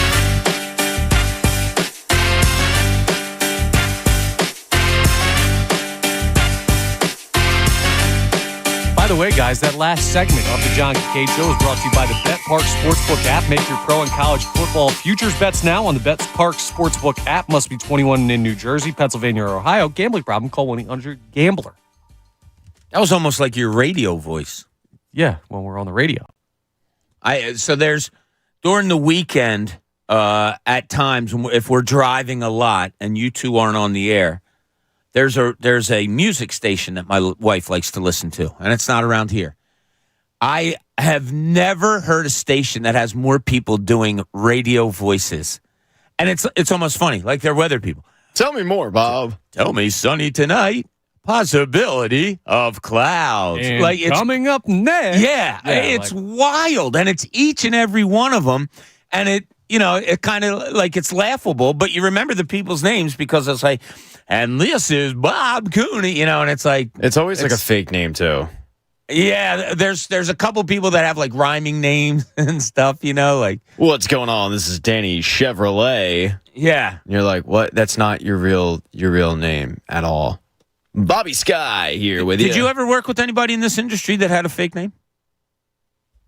Oh, we have some people here. Not at the station, but in the cluster. But it's more of like they don't want their last name out there, which I understand that. Yeah. I'd have to think about it. I don't think so. Yeah, I don't know of any either. Although Matt Cord's name might be shortened. I think he was Matt Cordalicious. Matthew? Yes, his full name is Matthew. Very good, so it's Connor. Matt What is now. shortened? Yeah. It's a change. Like Pat. Pat's his radio name. He's really Patrick. true. In fact, you're Robert. My mom calls him I'm Patrick. Robert. Yes, she does. I noticed that. My mom, I haven't seen your mom in forever. I T-Dog. don't know what to tell you, man. She's what? Like, she's not busy. She's not doing things. She's not. Where is she? People have no Havertown? idea. in Havertown. Parts unknown. Like the joy that we get at, say, 7:30, 8 o'clock when T-Dog walks in and she's got an armful of treats just waiting for us. Because it's weird. We get up early. We don't have, food here, so we're usually starving. We're usually, picking at things that are left on a table overnight that we don't even know when they got there. When she comes in, it doesn't just make your day; it makes your week. Yeah, but she doesn't owe that to us. I'm not Now saying we're she getting- owes it, but I just Wow, you're she saying knows where the is pleasure. she? Is she? Well, she knows the pleasure it brings us. Wouldn't you want to please people when you can a little more often? Not necessarily. If I it mean, required hours of baking. Well, yeah. What have you done for her? Yeah. It's hot, dude. Don't I mean, answer that. Make a good point. It's really hot. She usually does I not tried to bake. get her in a kissing booth, but She usually doesn't bake in the summertime. I've told you this. yeah, you did. You refuse to listen. I do. But I don't know. I'll try to get her to bake something. No, now that I'm asking, it doesn't feel right. I feel kind of dirty. By the way, we have to give a congratulations. Yes, we do. To who? That's so Bob. So I just jumped in the YouTube chat, Okay. which I usually stay out of it, but jumped in today. And RJ is live, one of our loyal guys. He's having a baby. No. First baby's due January, so congratulations. Way to go, RJ. That's awesome. Congratulations on the sex. Congrats. How many is this for RJ? Do we know, Pat? This is his first baby. Oh, man. So I think Patrick, Robert, Connor. Thomas Oh, that's not bad. would be an appropriate name, but hey, it's up to him. He can. Or Robert Patrick Thomas. Whatever. No, that sounds horrible. How did you I tell? would go Connor Thomas Jr., but Yeah, you guys could be involved. That would raise a lot of speculation. How did you let your mom know when you were having your first baby, Pat? Did you just come out and tell her, or did you? Or She you found out. She was probably She bored. found out on the air. What? Are you serious? So Jack got born on a Saturday, and I had to do Eagles in-game on a Sunday because the Eagles were playing the Cowboys, and I couldn't give up the money. So I came in on Sunday, did in-game, and I said, hey, by the way, we had a baby. You're joking. That's how your mom found out? Wait, I mean, how did she find out you were pregnant? Please don't tell me she found out you were pregnant with her first grandchild after the baby was born. Yeah. That's a lie. No, he's lying. I'm kidding. Yeah. I want to see how far I could push you guys. Mother's Day. We gave her a happy Mother's Day or happy birthday grandmom card or whatever, and I tried to play it off like that's the only card they had, and then there was the onesie, and it's like, oh, by the way, you're gonna be a grandmother. Nice. And then I had to come in and do a shift because someone called out. After that, that pissed me off. But got to do what you got to do. Sometimes people call out and you got to fill in. So that's how we did that one. And then I think Riley was something similar. Wasn't much different. It was like, Riley was the quote Christmas gift. That's the one good thing about having kids is all of a sudden the announcement of just having a kid ends up being the Christmas gift. I saw on Twitter yesterday somebody was doing a gender reveal. So the father's sitting there holding a big balloon on a string, and the sister, I guess the girl who's going to have a brother or sister, comes over with the scissors. She's supposed to pop the balloon. She cuts the balloon. It goes flying away. Takes off. You hear the mother in the background going, no. She's going crazy. No, you got to pull out the Red Ryder and aim it up at the sky and hope you hit it. That's right. Bob, with any four, were you surprised by the gender? We found out with the last one. So the first three were no idea. Really? Yeah, and they were all boys. And then you're wild. And then so you guys know my wife. My wife is very flatline, like a very reserved, calm person. So when we went, to get the testing done for Jenna, our fourth child, they have to do a little extra testing. She's laying there, and then the lady said, "Do you want to know what it is?" And Donna looks at me, and she's like, "Well, I know it's another boy because that's just what it is." And I said, "Well, it's up to you, whatever." And she goes, "Yeah, just tell us." And the lady said it was a girl. I don't know how you can jump when you're laying on your back on a table, but she almost hit the ceiling. She was so excited. Unfortunately, it was really cool. Fortunately, they don't get along. Yeah, they're not best friends or anything like they're not, that. They're not, frickin' frack. Yeah, they're fun to watch together. Yeah, it's cool. I get so much enjoyment out of the two of them. Just say, like last night, I'm watching. Not to bore people, we'll get into sports in 1 second. But last night, Jenna called. She's away for a couple of days, and it's the normal. How you doing? Everything all right? And then she and Donna just keep talking for like 20 more minutes, and I'm sitting there not really listening. But the fact that they're just having this conversation, it's like two best friends talking. I love that. Yeah. It's one of the good things in life. Hey, Staples stores. At Staples, school savings are always in session. From art supplies and essentials to the latest tech, in stock and priced low. School on, save on at your local Staples store. All right, I got a question for you guys about this Phillies team. And I'm going to build a list here. All right? We love our lists, Connor. I do like lists. As you know. What does this Phillies team have that last year's didn't have? Trey Turner. And what are they missing? Huh. All right, Pitching. They have Trey Turner. Well, the missing it has to be a little bit more. They have Trey Turner. Okay, Trey Turner was as good as, or as bad as, equal to shortstop play that they were getting all of last year. Yeah. No, you're not Earlier. wrong. Yeah, so what do they have this year, and what are they missing this year compared Let's to do the last halves, year? Pat. Before Okay. we do the have-nots, let's do the halves. So they have Trey Turner. They have Craig Kimbrell. They have a solid closer. Okay, that's what I want. I don't want They just didn't have that names. I last want year. Okay, yeah. So they have a solid, solidified closer this year. Last year they did a closer by committee. I mean, you had Zach Eflin was it a closing out solid, games. solidified position? No. No, I don't You think don't so. think so? Okay. No, I mean, all right, fair enough. Not when you're throwing out a starting pitcher to be a closer in the playoffs. Like that made it worked, but it didn't make a lot of sense. Well, let me ask you something. He looked good last night, and maybe it's situational when Kimbrel hasn't looked good of late. Are you starting to wonder if there's some oil leaking? No. Okay. All right, good. So then Kimbrel is that. Then closer might be number one of halves. I don't think it is. And I don't think the one is a position or a player or anything. Ooh. All right. Where would you rank before you give it, Connor? Pat, closer you would rank pretty high, or do you have something above it without saying it? For me, it's fairly high because they just haven't had one in a while.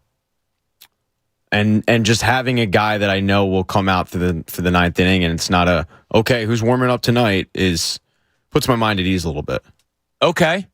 All right, so what's your one, Connor, now that you're going to say that They have experience. They've been there before. That is my top one without a doubt. You know how much I've brought that up before. Absolutely. Like having been there before does so much for you. Not only are you used to it when you get in tougher spots, and you saw, or you have seen, I should say, this year, that in tight games or games where they're down, they don't panic. They're not flustered. They might not win all of them, but they've been in tough spots now. They're battle tested. They've been to war. Last year, that was a team that had not made it to the postseason, didn't know what it took. We ran down the roster and we were like, this guy never pitched, this guy never pitched, this guy never played, all this stuff. And now you look up and down the roster and it's like basically every single one of these guys has deep playoff experience. Pat, to Connor's answer there on experience, who gets the most out of that on this current Phillies team, do you think? Oh, that's a really good question. I would probably go with, on the surface, I'd go with their pitching staff, but it hasn't pitched well. I think it's actually backfired them going late in the season. So I'll go with, I guess the youngsters. Yeah, Stott's number one in my mind. The reason why I don't think the experience is that big of a deal, and I didn't even think of it really, was because they didn't have a lot of experience going into last year. No, and they carried it to the World Series. Exactly. So does the experience, do we overdo the experience thing? Or were they just simply too naive to understand the moment? I don't think it was that at all. Because you had guys like Kyle Schwarber who had not only been there before, but won World Series with the Cubs and played a pivotal part in it. Guy was in the playoffs the year before with the Red Sox. Like he's been there. Okay. Well, a couple other guys have been there. For the most part, you're right. I'd say 80% of the team probably hadn't had playoff experience before. Yeah. But I think that oddly helped. Like you had a team kind of rallying around a Gene Segura because they knew it had been like a decade without him making the playoffs. I don't really think experience matters all that much in this situation. I think the lack of experience might have helped them. Good point. Daniel Miller on our YouTube says, the Braves and Dodgers had a lot of experience. Where did that get them? Good point. And the Phillies didn't have much of it at all last year. All right, so we have closer and experience as halves. There's probably got to be at least one or two more on the half side. Yeah. Now, there's a good one here on the YouTube chat that I'll throw out there. Go for it. Bryce Harper's healthy. Now, he played. Is he? He was the best player in the postseason last year. I tie it into something else, though, which was one of my answers. You have more versatility with the lineup now because Harper doesn't have to DH. Yeah, fair or no? Yeah. Yes. No. Yeah. That's not even a yeah. That's a yes. No, it is. I'm just thinking about deeper ways that it's even more versatile. Like, I don't think it's just the Bryce Harper thing.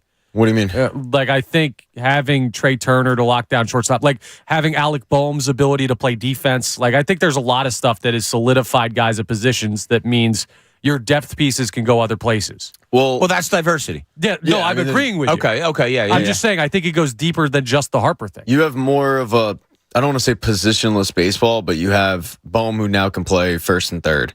Harper who can play, not this season, but Harper who can play, DH, right field, first base. Schwarber, left field, DH. They're probably a deeper team. Yeah, Marsh can go left field because they're versatile, but their bench also I think is.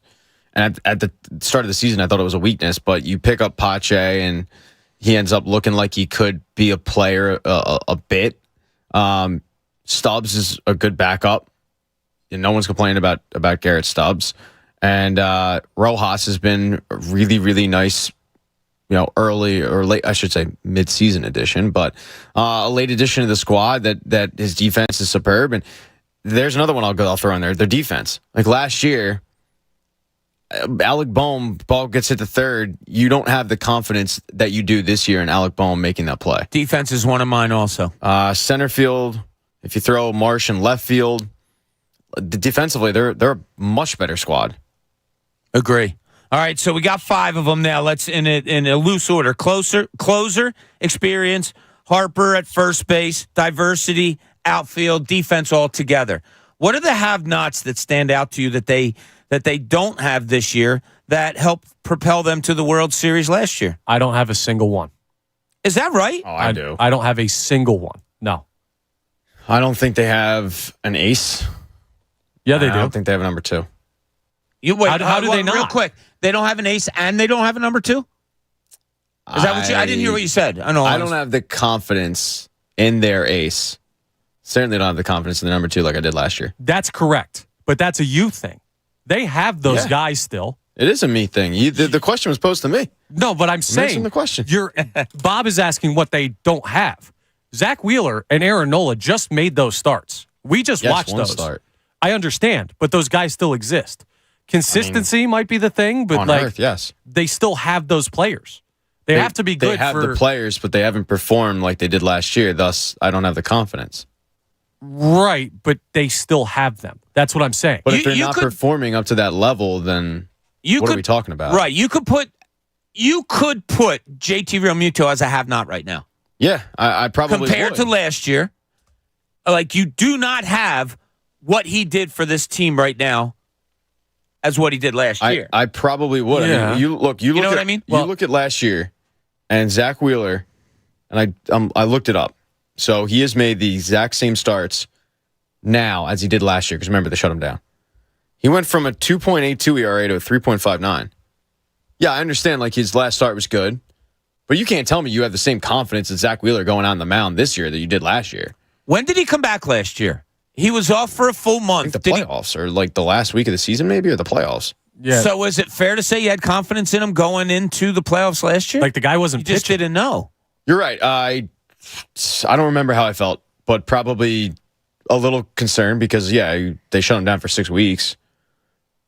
But still, I mean, when he pitched, I did have confidence. I had more confidence this year than I do. I had more confidence last year than I do this year. And Nola's been horrible. Yes, his last start, he was great. No doubt about it. I'm not here to act like he was bad or any complaints about his last start. But like this year as a whole, it hasn't been good. Right. So I don't have, while they do have the guys technically on, yes, they're right. Same the names are the same.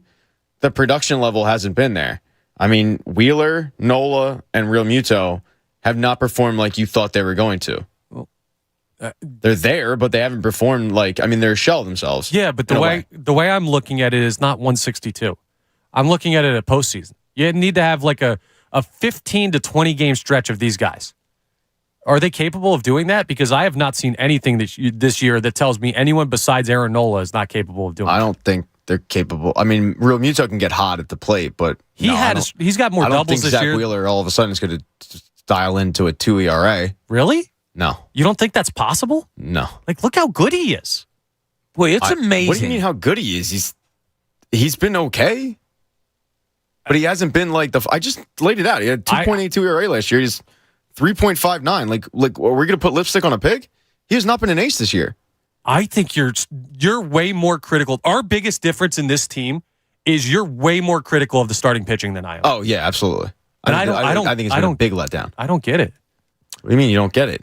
It's been way more up and down this year than it was last year, I think. Yeah, but that doesn't matter to me for the postseason. Well, if they don't have it, if you don't have it this year, like Aaron Nola has it some years, other years he doesn't. This year, right now, he hasn't had it. So for Pat to say that might be a have-not, I understand that.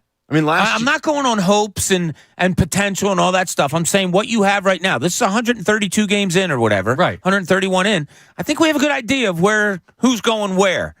Would you be more surprised if Nola comes out and has all outings like his last one or ups and downs like he's done all year?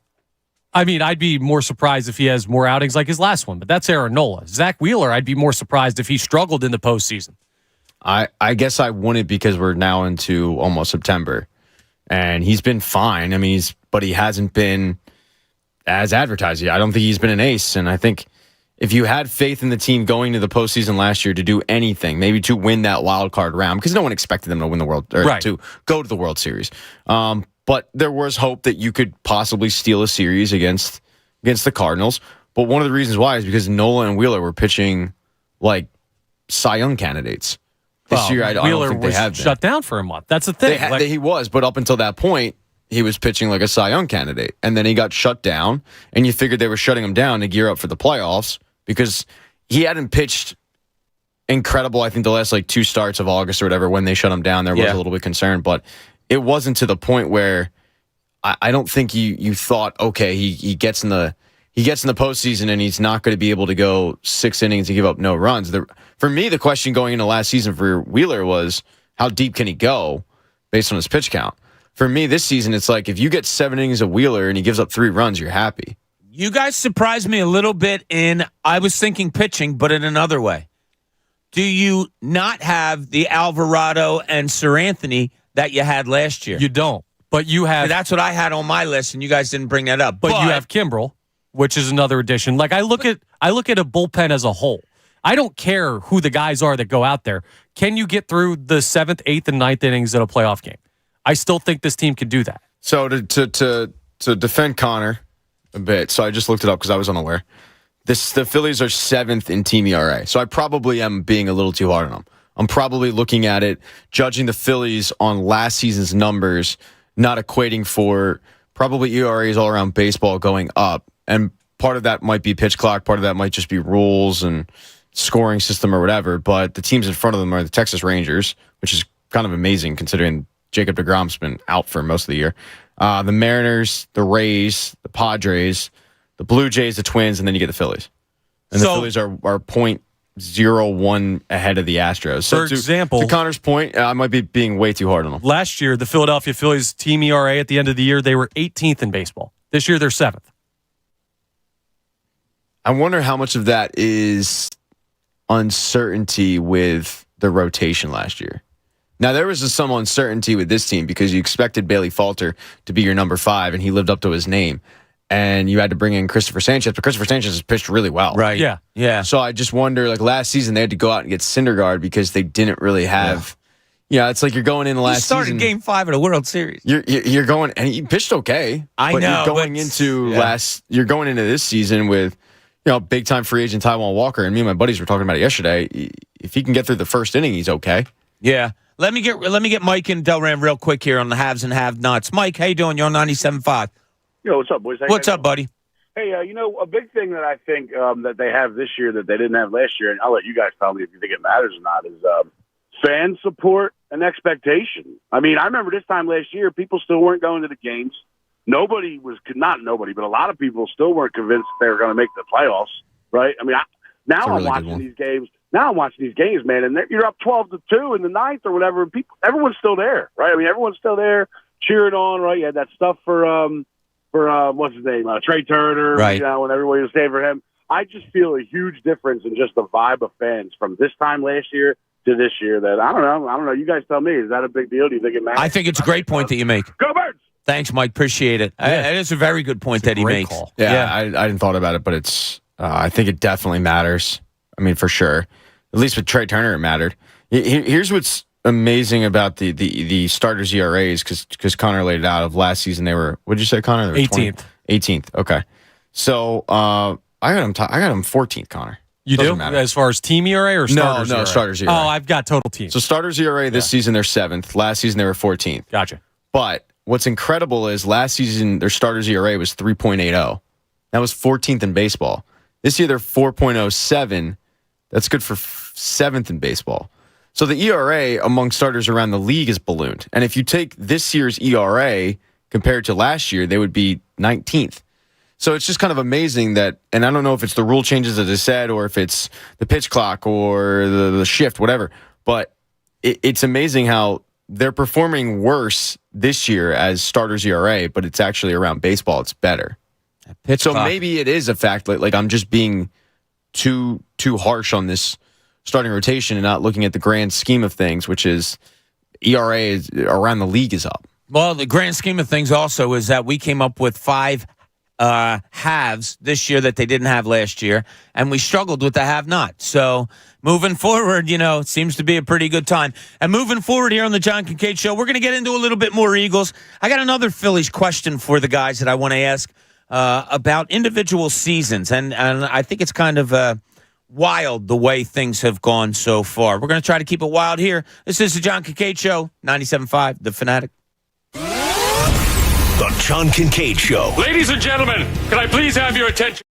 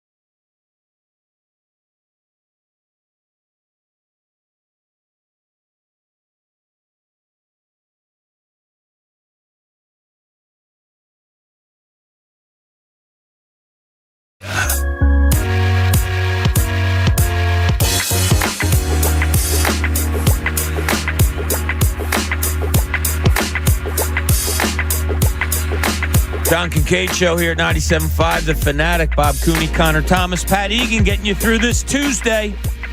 Hope you're having a good one. Hope you have a short work week this week and next week. Most have Monday off. If you could get a Friday off, too, man. You go Friday, Saturday, Sunday, Monday off. No, Or don't you do could have that. off Wednesday, Thursday, Friday, Saturday, Yeah. Sunday, Monday, like I'm going to have. Exactly. Don't patronize the people. I'm not rubbing You're it like, in. if you could get Friday off, wouldn't that be nice? Meanwhile, you got every day off between now and Christmas. But, if you get Friday off, that's nice. That's very thoughtful of you, Bob. I do what I can. Thank you very much. I got a text message from my friend Joe Murphy. What do you say, Joe Murphy? Have nots. Did we fail to mention Reese Hoskins? We did. We did. And I said to him, I said, you're right. I said we were idiots. I think we kind of supplanted it with, are you getting as much from the Bohm Harper first base as you got from Hoskins? But then to Joe's point, well, you would still have Bohm and Harper in the lineup and Hoskins also. So It's a good one. it's a real good one. Pat, how much has he missed? I want to dive into the numbers on that because I am curious. I think team-wise, I think he's definitely missed. But in terms of production, I don't know. You've had an uptick with Alec Bohm. I have to look at who they've had playing at first base and what they've gotten from that position. I do think you could have recreated his production from last year. And But you did get a bump up from Bohm, but I don't know if it was so much that... And I know just Alec Bohm on the surface wasn't enough, but if you equate Bohm, Clemens early on in the season, Cave, and what Harper's given you, it might equate to close to 30 home runs. I'd have to look at exactly But you're what taking they got. away their home runs. But you're Well, also... it's You know okay. what I mean? Yeah, but like Cave and Clemens, you're not taking away their home runs. No, you're not. No. So what you'd have to do in that situation, you're right, is you'd have to look at how many home runs you're getting from the third base side when Alec Bohm's at first base.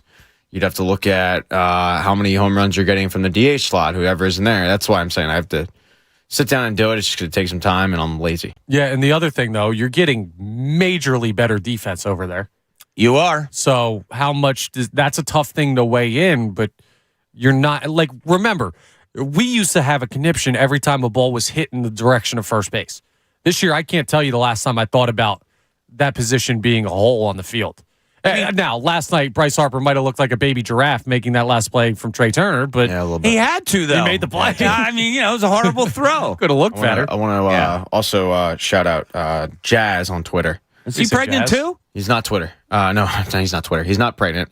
Maybe he does. I don't know. I don't criticize him. He's not Twitter or pregnant. But he said Wheeler post All-Star break ERA is 2.68. You're definitely being rough on Wheels. Yeah, I didn't realize it was that good, and I probably am being too difficult on him. Too tough. I apologize to Zach Wheeler and his family and the listenership. Yeah, it's interesting with the Hoskins stuff. The defense is what it is. You are talking about a guy that averages 27 and 80 plus. That's a lot. We saw this home run surge in this month of August where they have over 50 or 50, whatever it is, and I think it's 50 exactly. And they set a team record. You're missing probably your second biggest home run threat on this team. Yeah, that would be the biggest argument of a have-not to me. Because, like I said, I think the bullpen, I think of it as a whole, and I think you can equal what last year's did. I think while JT's struggling right now, I mean, he's already got more doubles this year than he had last year. He's had hot stretches of the year. He's declining, but I think the offense has made up for it in other places. I think the Hoskins argument is the best one. Probably. I mean, he goes down in spring training, and it was crap, because he was looked at as kind of Bryce's protection in the lineup. Yeah, But he was also looked at, I think, in a bigger way of he could be your power surge while Bryce gets back. Now, luckily, Bryce comes back in May and not July when we originally thought. But when he comes back, he doesn't have the power. Now, the power is slowly coming back, and recently it's been back in a big way. But you go, where's the home runs coming from if it's not Kyle Schwarber?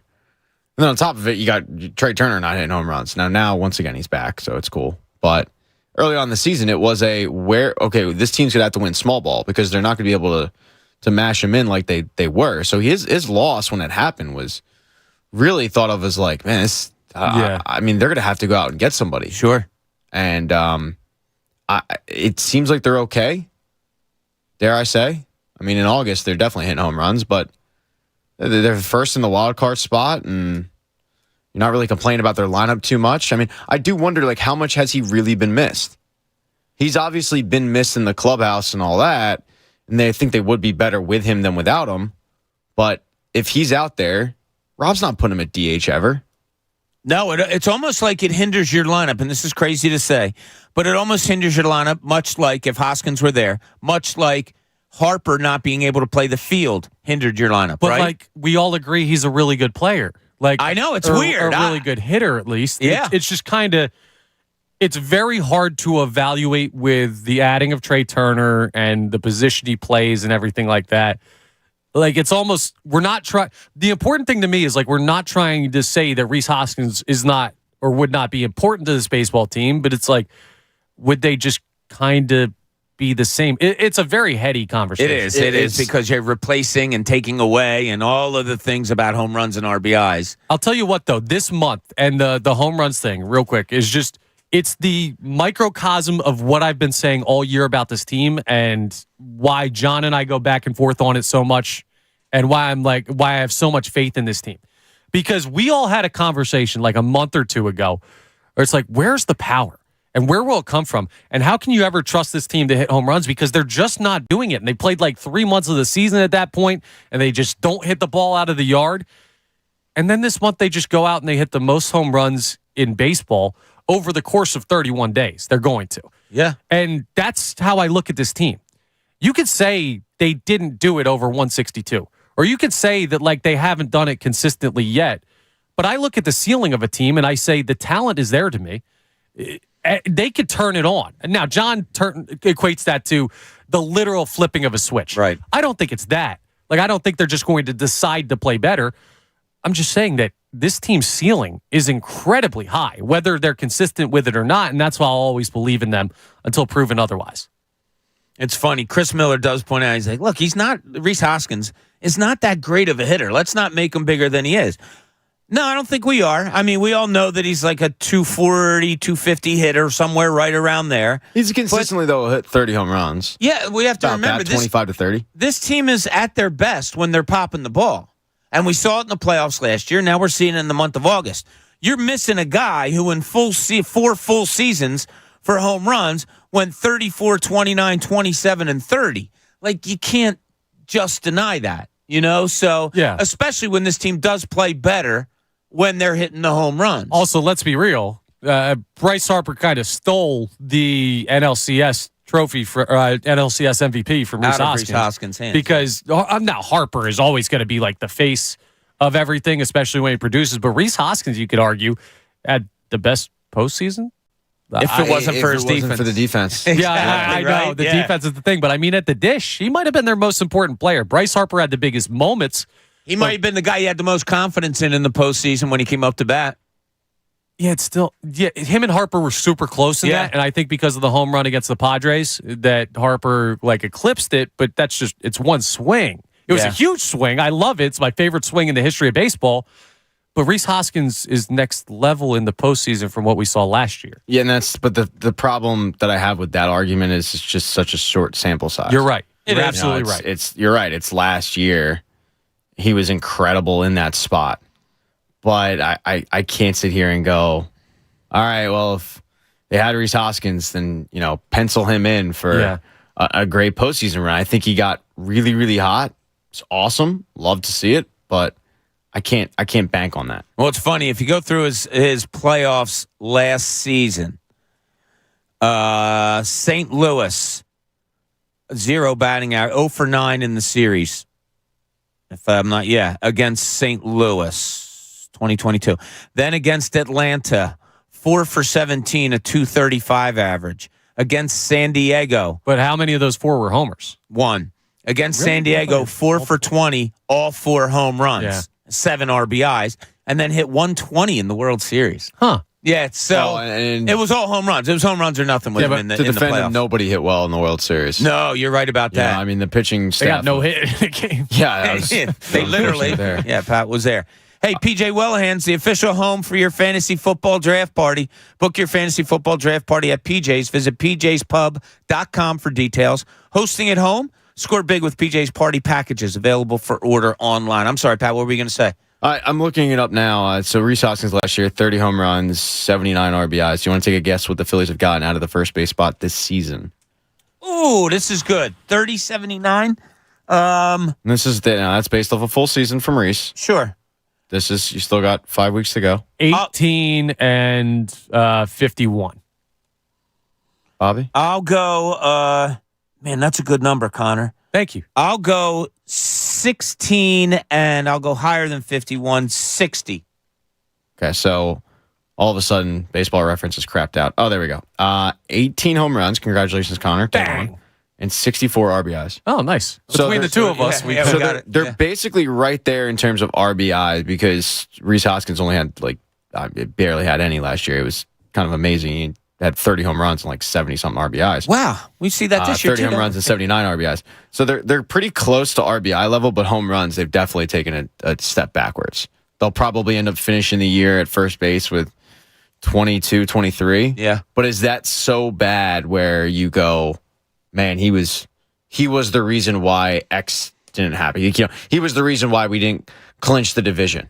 Yeah, and I don't think Rhys Hoskins being not on this team is the reason why you didn't clinch the division. And do home runs matter if your RBIs are higher? Probably not. The key is driving and runs. I mean, home runs are cool. The home runs are very cool. We talked about this yesterday. They're awesome. Yeah, they're cool. But if you're driving in more runs at the position, that's all that matters. Better year. Runs win games. That's the thing. It's such a marginal difference for a player that probably his presence outweighs his statistics that it's hard to quantify. It's crazy when you consider that last year's team had Rhys Hoskins hit 30 home runs and only drive in 79 ribbies. And this year, and you've got Kyle Schwarber last year who hit 46 home runs and hit 96 RBIs. You had two players who hit 30 or more and didn't drive in 100. It's wild. And that's a team that went to the World Series. Baseball is just so weird. That's a great way of putting it. Baseball is weird. You can almost find numbers wherever you want. I started the show with that, with a couple of great numbers that are going on right now. But I agree with you, and that's what I love about baseball, the number aspect of it. You can use them to your advantage. You can find something to your disadvantage, and the way the game's moving even quicker this year, I think it makes it it all ties together a little bit better. So what's Schwarber at this year? He's got 92 36 RBIs. He's got 84. What? 36 and 84. He has as many home runs as he has singles this year. 36 and 36. Otani's got 92. I was comparing them. Well, they're basically the same player. I mean, Schwarber's changeup is nasty. Yes, it is. I saw somebody on it might have been YouTube today or somebody that tweeted at us saying they couldn't believe how big Otani is. I saw a picture of him last year, I believe, at his locker, and he had the cut off undershirt and stuff. The guy's jacked. That's a large man. He's really big man. And I thought it was cool last night, the Fanatic going over to him and doing their little thing. Yeah, Twitter was, Pat, you were at the game. I don't know if you saw it. I saw. Goat versus goat. Yeah. Yeah. Yeah, it was fun. And, he seemed to have fun with it. Oh, yeah, nice. he was smiling, happy, all that stuff. Did you see that Bryce Harper was asked by the media if he would kind of pitch Otani on coming to Philly if he was at first base? Yeah. Bryce learned his lesson from the last time that question was posed. Yeah. I'm not going to. Yeah, he did good. I don't even know how you'd pitch him on it, really. It's, hey, this crowd's pretty cool, huh? I would just look at him and look around with my hands, look at this. Isn't this cool? Isn't this cool? I guess. I think Bryce knows that John Middleton ain't forking over. No, he ain't doing it. You can't do that again. You just can't. Do you think there's part of Bryce that doesn't want him here? Not at all. I don't think any athlete doesn't want one of the greatest in the game not to come to their team. Yeah, let's not forget, he said before Trout at the time set the market, he was like, and this is what, it's kind of my original point was he got in trouble for this, was he said, I'll absolutely be pitching Mike Trout on coming here. For the record, I agree with you guys. I just want to throw it out there. You just posed the question. Yeah, maybe I'm the face of Philadelphia baseball right now and plan to be for the next decade. Are you more Devontae Smith or are you more AJ Brown? That's a great question. 610-632-0975. By the way, somebody did tweet us the origin of that was Darius Slay saying that Devontae Smith was a number one in the league. So I agree with that. So then it's all right, well, let's stir it up. Well, if he's a number one, then what's AJ Brown? You can have two number ones. It's he's also a number one. No, if you have two number ones, you don't have one. Whatever. 610. Yeah, right. Okay, speaking of the Eagles, get into them a little bit. There's a lot of guys that are sitting on pins and needles today. It's cut day. And Connor, I know you've towed that line off in cut day when you were playing sports growing up because you were always that guy that was on the bubble. Yeah. So I'm just teasing. I've been cut before. I don't know if you were or not, but cut day today. Water polo team. It goes directly with Derek Barnett. Team telling him, yeah, you want to go find a trade, which I find hysterical because the team has to approve the trade anyway. So what are you doing? Just shoving off your work onto somebody else. And then there's the Jonathan Taylor thing that keeps kind of lingering. The Dolphins are involved. It appears that's the team that has been named. And now national reporters are saying, yes, there's another team also. And then with the little sprinkling of Philadelphia Eagles. Yeah. We talked about this before. We know Howie somehow would probably make it work. There's probably a Nick Sirianni knows Jonathan Taylor, having been there when together with him in Indianapolis. Did they cross over? Yes, they did. Okay. Yeah. What plays out today? We'll start with like cuts and stuff like that. Barnett. Is Barnett here to start the year, Connor? Yes, I think he is. Okay. Pat? Derek Barnett? Yeah, I think so. Wow. I don't. I think when a team tells you go find your own trade, it's kind of like, yeah, we're done. He's not a huge cap hit, right? Not at all, I don't think. Yeah, but he's like the defensive Andre Dillard, where it's like every year it was like, oh, well, he might not be back. He shouldn't be back. He's going to get traded, this, that, and the other thing. He just kind of hangs around. Like, yeah, but hasn't that happened too long now? I guess, but this is his final year. He's coming off of an injury, Well, so what they are you have really room going for to him? It's the final year of a 2-year deal. Like Andre Dillard got his 5 years, moved on. Derek Barnett got his 5 years and got a contract extension. So I think that because of that, it lends to what Bob's saying of moving on from him and saying, all right, it just didn't work out. I just don't think the value of what you'd get for him is the potential value of him even like getting 1 sack this year, 2 sacks this year. I tend to agree with you. I want to trade him. You don't have a lot of depth at that position. You signed him to a 2-year deal last year and kind of a prove it deal, and he didn't get a chance to prove it because he got injured so early on in the training camp. He was really their only training camp casualty. So I wouldn't move him because I do think he's going to end up getting a decent amount of time because who's his competition? They're pretty. They're on pretty, defensive end. Pretty stacked. Yeah, they're fine. At the end, you got Sweat, Reddick, Smith. I'm missing someone. Brandon Graham. Is the Tui Apalopa an in guy or an out guy? If he can't, like, okay, so, but it's a rotation. So you've got Sweat, Brandon Graham. There's probably your starters. Reddick might line up at linebacker, hybrid type. And Nolan Smith, you can't beat out a rookie for playing time? Well, that might be trouble. First round. But so is Derek Barnett. Connor, need I remind you? Ankle bend. No. I said who actually is good. I'm not talking about some ankle random Reggie White record. Are you aware of the ankle bend? I've seen his ankle bend. Incredible. Yes. But I think it's a position that I think they have depth issues. On the other hand, though, but I might be wrong. Howie is literally a wizard. So maybe our value of Derek Barnett and the league's value of Derek Barnett is changed by the one man who seems to pickpocket everybody. And you get something good for him. Like I don't know what Howie can turn him into, and I'm not doubting Howie Roseman on anything anymore. So I don't think I would trade him for the same reason that Pat's saying. I don't think the value's there. He's more valuable to your team, but maybe Howie can get something crazy out of it. Maybe it's just better off without him. One of those type of things, addition by subtraction. I don't know any cuts that might be coming that is in the back of your mind. Like, God, this is going to be a surprise cut, or you think it's going to kind of go just chalk. The Mariota thing's interesting. I do think he's on the team. So do I. And I think he's your backup. I don't think there's any doubt in my mind. No. But it's something that I'll be watching. If he is cut, it won't be oh my goodness, where did that come from? And no, if he's cut, there's a veteran quarterback signed almost immediately. Exactly. That's just the thing. Like, he was supposed to be the clear backup for this team. You brought in a guy who was a starter for a lot of last season. So the fact that it's even a question means that's worth watching for me. But I think he makes the team. I still think Mariota's the clear backup. I do. I know he's had. I'm not like saying, oh, he's good, he's fine. No, he hasn't shown anything, and he's had some bad years and stuff. But I think the mindset of this organization is, yeah, he's our backup right now. I guess the good thing is, like, we won't have to worry about it. And if we do, hopefully, like, if there's even a situation where you rest Jalen Hurts so he gets banged up a little bit, it's later on in the season and you've been watching him and Tanner McKee practice, so you have a much better feel of what McKee is. Like, it's not something to worry about now. It's just one of those things that was forefront because we had to watch him in preseason. Anybody else cut list, Pat, that might you kind of have an eye on to see what I think the wide receiver room is a little interesting. You got Covey, a return guy who's been out for a long time with some injuries.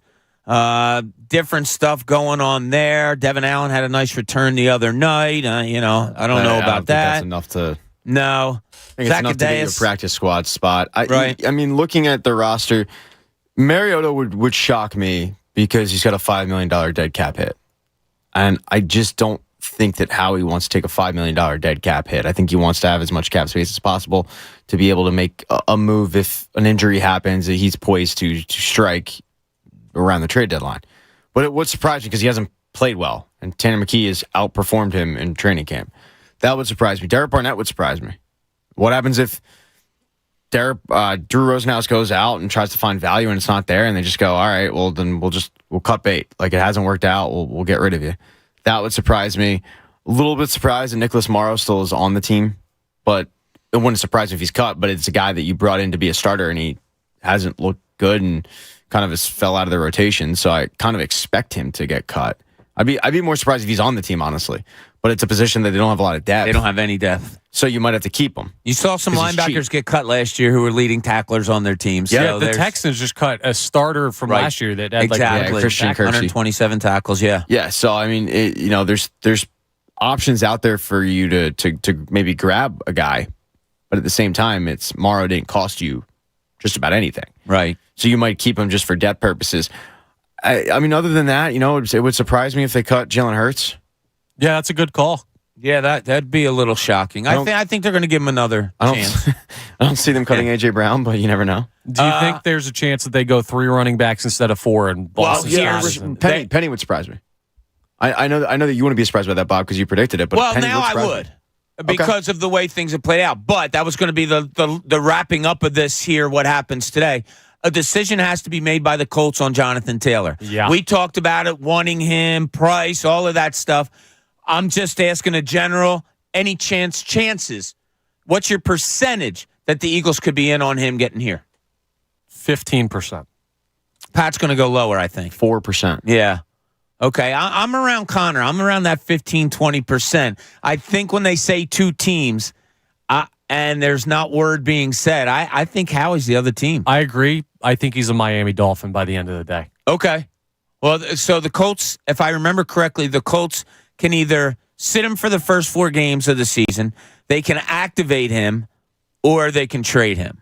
And I don't know if activation is something that they're going to do. Yeah, because I don't know that he'd play. They could activate him, but he'll just sit. So, all right, last thing. Would it excite you if they got him? Absolutely. I'd go nuts. Pants are off. Oh, really? Okay, it's that violent for you. But it also depends on how much they're giving up. Yeah. Am I taking the pants off and flinging them around my head? Or am I taking the pants off gingerly, folding them, putting them neatly in the corner, and then gyrating? There is a difference. You give up a 3rd-round pick for Jonathan Taylor, pants are off, and we're flinging them around our head. We're celebrating hard. Okay. But if you're giving up one of your, because they have 3 picks in the first 2 rounds, if you're giving up one of those picks, that's probably okay, let's fold the pants, put them in the corner, and sensually gyrate. Is that such a thing with Pat? Sensually gyrating? I don't really want to think about it. I mean, you can find out if they make the move. Yeah, well, I'm off tomorrow, I just went to 0%. Yeah. John Kincade Show here at 97.5 The Fanatic. When we get back, a little bit more Eagles talk, because Howie did do something a little bit yesterday that kind of out-of-the-box thinking, which he's absolutely known for. And I want to ask the guys about something. Interesting seasons. Not just this year, but there are some this year, and I want to ask them about past interesting seasons by players. This is the John Kincade Show here at 97.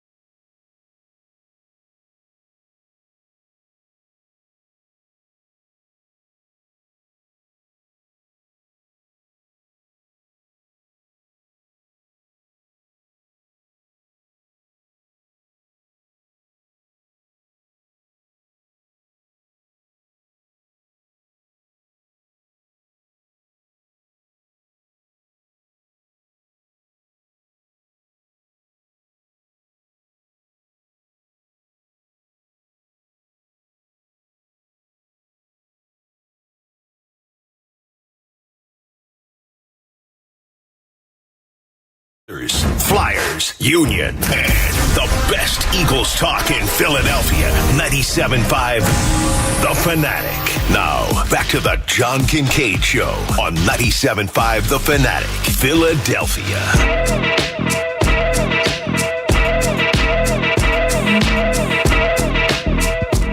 It is the John Kincade Show here at 97.5 The Fanatic. As John enjoys a week with his wife and daughter down the beach.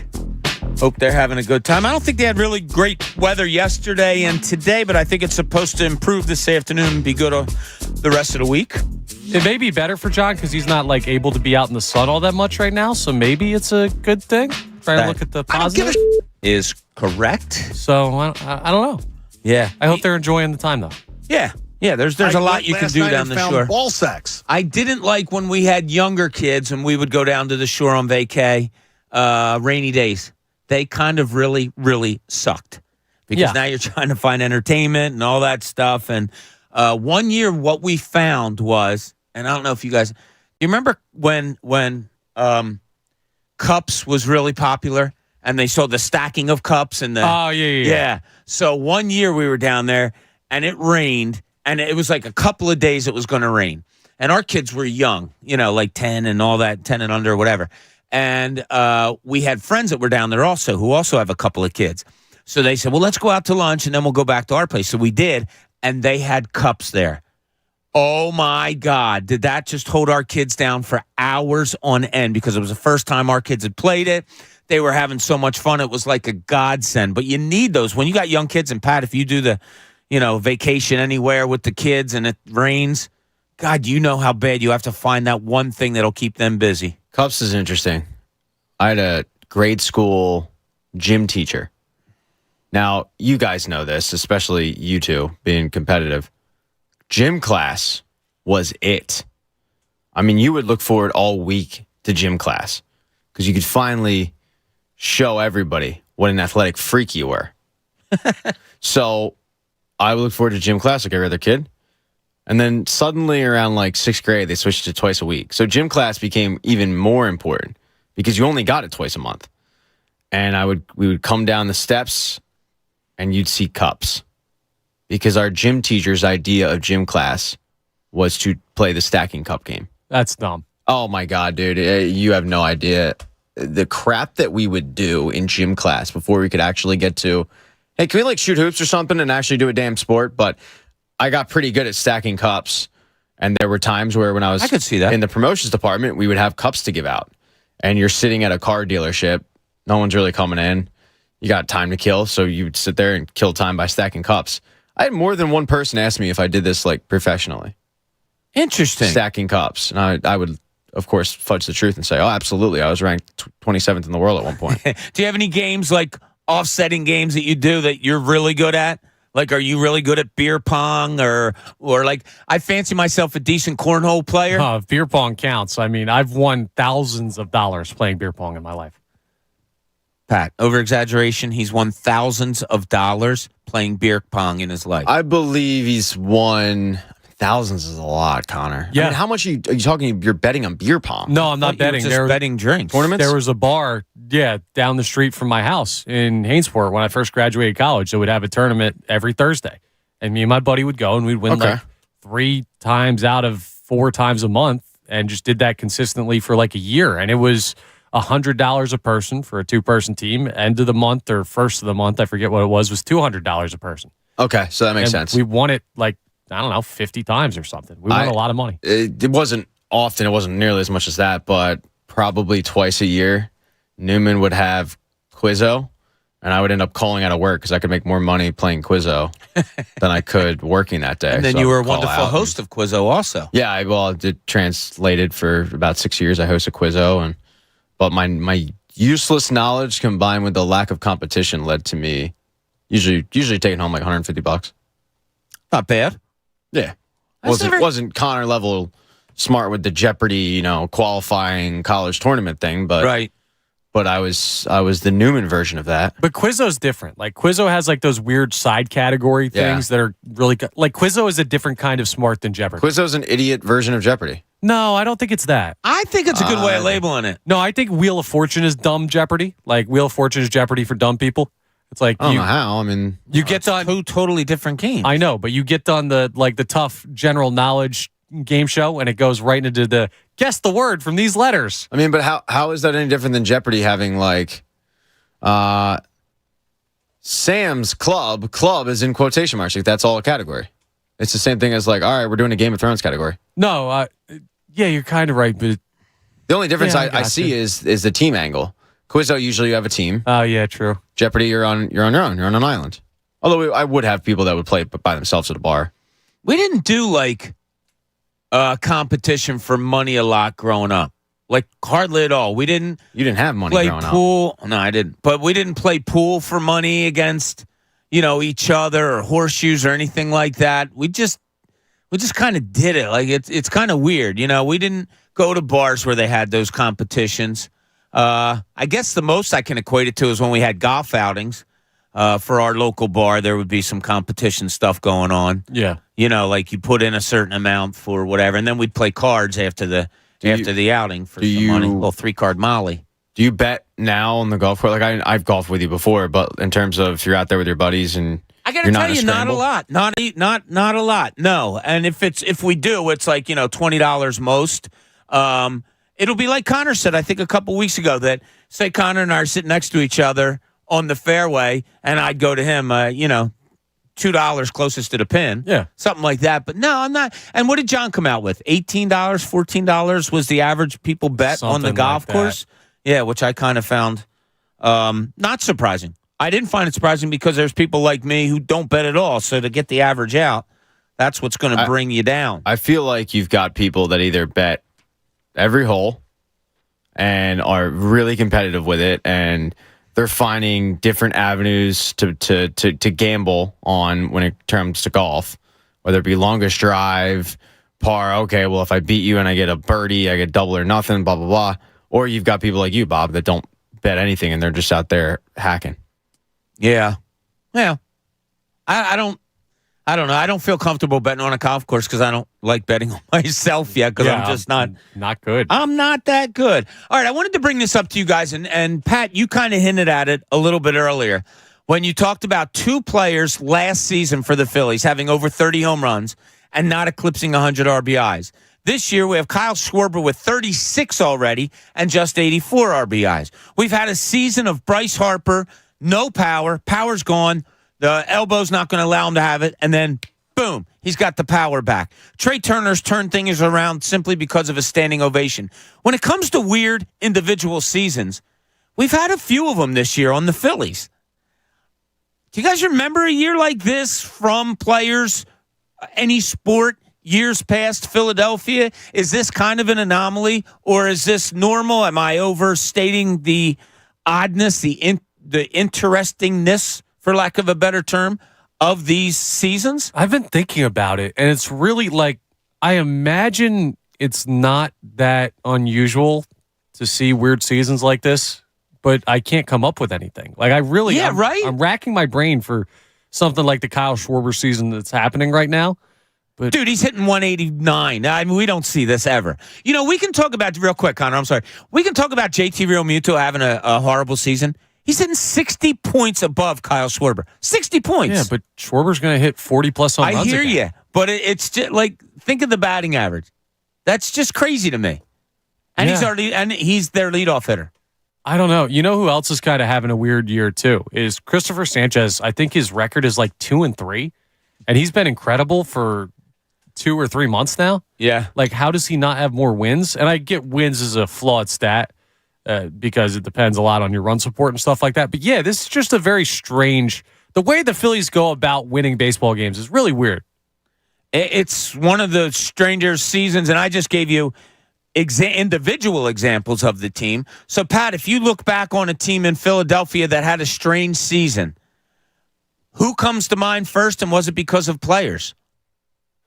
Probably the strangest season I can think of off the top of my head would be the Flyers team that ended up hiring Peter Laviolette midway through the season, getting in the last game of the regular season in a shootout against Henrik Lundqvist, who was a really good shootout goalie. and ends up rattling off a Stanley Cup run. But in that Stanley Cup run, you were down 3-0 in a series and stormed your way back. That was so bizarre on many levels. You don't usually see teams fire head coaches and make a run like they did. They might fire a head coach and make a run.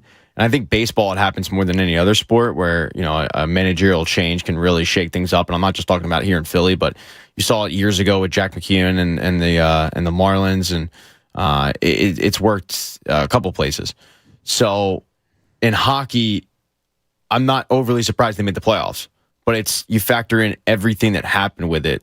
That team was very, very odd. That's probably the most bizarre. That's a really, really good one. I mean, if you want to go with the drama surrounding it, it's tough not to look at the Sixers.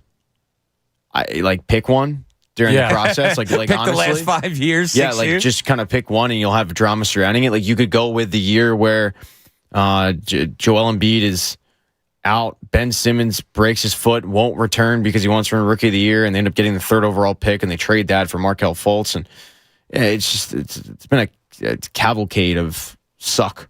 You have one that came to mind, Connor? It seemed like you. I mean, it's hard not to look at the Sixers. I'm trying to keep it to the misleading statistics. Like this guy hit Schwarber. What Schwarber's doing? He hit below 200, but he's still got 40 home runs and stuff like that. That's a tough one for me because I don't remember stats like that.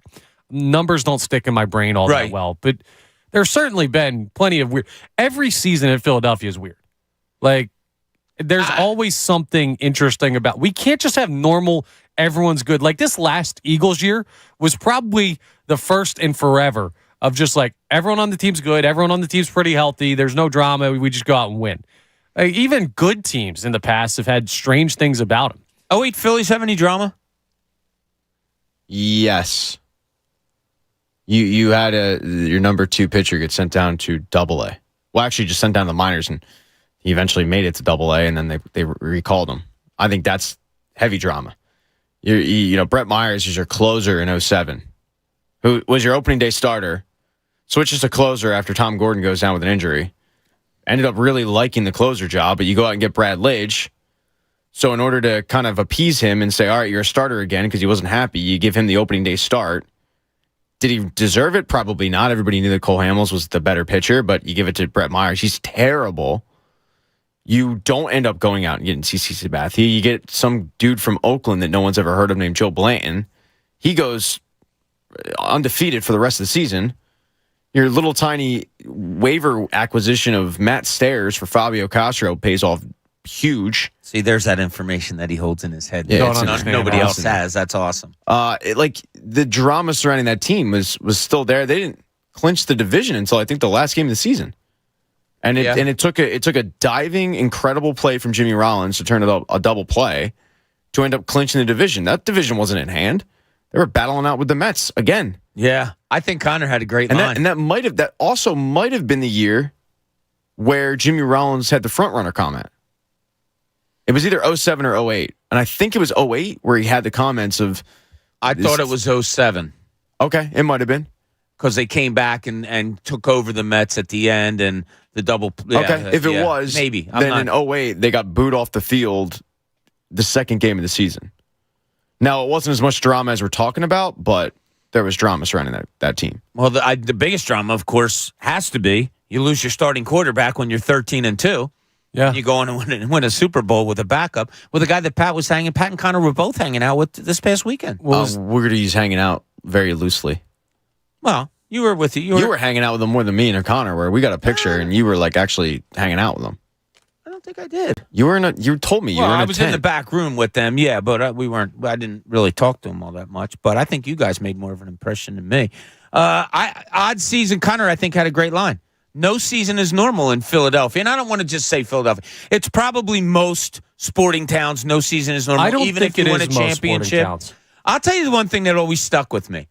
Brett Brown and I were having a conversation one time, I guess just about the whole thing, everything that was going on and all the losing and all that. And he said to me, he goes, we took it for granted in San Antonio. He said, we rolled out 60-win seasons in our sleep and just got to the playoffs. 60-win seasons. Like that's crazy. And so when you get to that, that's normalcy. That's the normalcy of being great. Championships, dynasties, they reach some kind of greatness normalcy. You're right. That's why it hasn't been normal here in Philadelphia, because we haven't had dynasties. Yeah, and you bring up the Nick Foles thing. I don't know if the Nick Foles thing cracks the top 5 because, yeah, was it awesome? Sure. Was it rare? Okay. Okay. But I can point to like 5 different things that have happened over the past 5 years in this city that are not just rare, that have never, should never, and will never happen again. Do you remember Markelle Fultz trying to shoot a free throw like sideways over his head because he couldn't use his shoulder?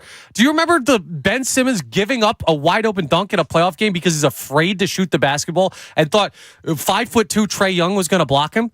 Like, do you remember the GM with fake burner accounts lambasting his own players? Like, and that's just the Sixers. There's so much weird stuff that goes on. Like, the Nick Foles stuff was within the realm of sports, very interesting. But Philadelphia almost transcends sports weirdness and just becomes life weirdness, and it's just... You can separate the two. Like, your examples are on more... Well, I was going to say more on-court kind of things, whereas the Nick Foles... But no, Nick Foles was the on-field type of thing. But yeah, the Fultz losing his shot... The Simmons losing his confidence and I think will to play, although I did see a video of him shooting a jumper last night. Yeah, I mean, we traded a guy that could have been a next-level player here who was from the area, whose mother worked for the organization, for a guy who almost died from an allergy, and it's just like, who does that happen to? An allergy that he was didn't know about. Afflicted because he ate in the team cafeteria and whatever. That they didn't know about. Not their fault. This stuff doesn't happen. And I know it's just pointing to the Sixers because that's just forefront. When I get on that chain, I think about all those years in the chain of events. But sure, it's not just them. Like, there just aren't that many normal seasons in Philadelphia. Pat, we have normal when it comes to sports. Yeah, we're a freak show. I think it's kind of weird. I mean, if you look at just kind of laid it out, all the weird stuff with the Sixers, but if you look at the last decade of basketball we've had to watch, it's kind of a miracle they were able to get to the second round when you think about how many hiccups they've had and how good this team could have been had they just had maybe better leadership. Maybe if they didn't have a commissioner force a aging dinosaur and his, son on this franchise. I'm just speculating. That's all. Yeah, the ire goes pretty much to one place, or the strangeness, I should say. The Eagles not so much. Well, but when you look at the Carson Wentz thing, bang. That's it. But that's it though. I mean, think about it. Went from T.O. and then the next thing you had that was big time drama. I would say was Wentz. Mixed in there was probably Chip Kelly's last year when you had guys legitimately not wanting to play for him. But that defines them as a great organization, though. Yeah, the badness and how quick it was overcome. You got rid of Chip Kelly. Boom. Few years later, you're winning a Super Bowl. Yeah. The Carson Wentz thing happens, and he blows up everything. You get rid of him. You get rid of the head coach. You get rid of coordinators. And boom, 2 years later, you're in a Super Bowl. Like, I think the more amazing story isn't the oddness of the things that you just laid out, Pat. It's how quickly they overcame them. Yeah, you're right, but like some teams don't have to overcome them. Like even this past year, you didn't just lose a coordinator. You had to have backdoor fining agreements between the Eagles and the Cardinals because of how Jonathan Gannon left. Like they can't even just lose a coordinator. You have a guy going behind someone's back ahead of the Super Bowl, and now we feel like he betrayed us and this, that, and the other thing. Like it's dramatics. It's why we love sports. Yeah, it's exactly it. The Eagles are probably the one most stable organization, and they've had drama. And look, if you look at sports as a whole, you're going to find teams that have drama up and down. There's no team that doesn't have drama. But the Eagles are probably the most stable. The Sixers are probably the most dysfunctional. Behind them is the Flyers, but with the dysfunction just comes the fact that they haven't been really relevant. They haven't been good enough that the people really care about the dysfunction.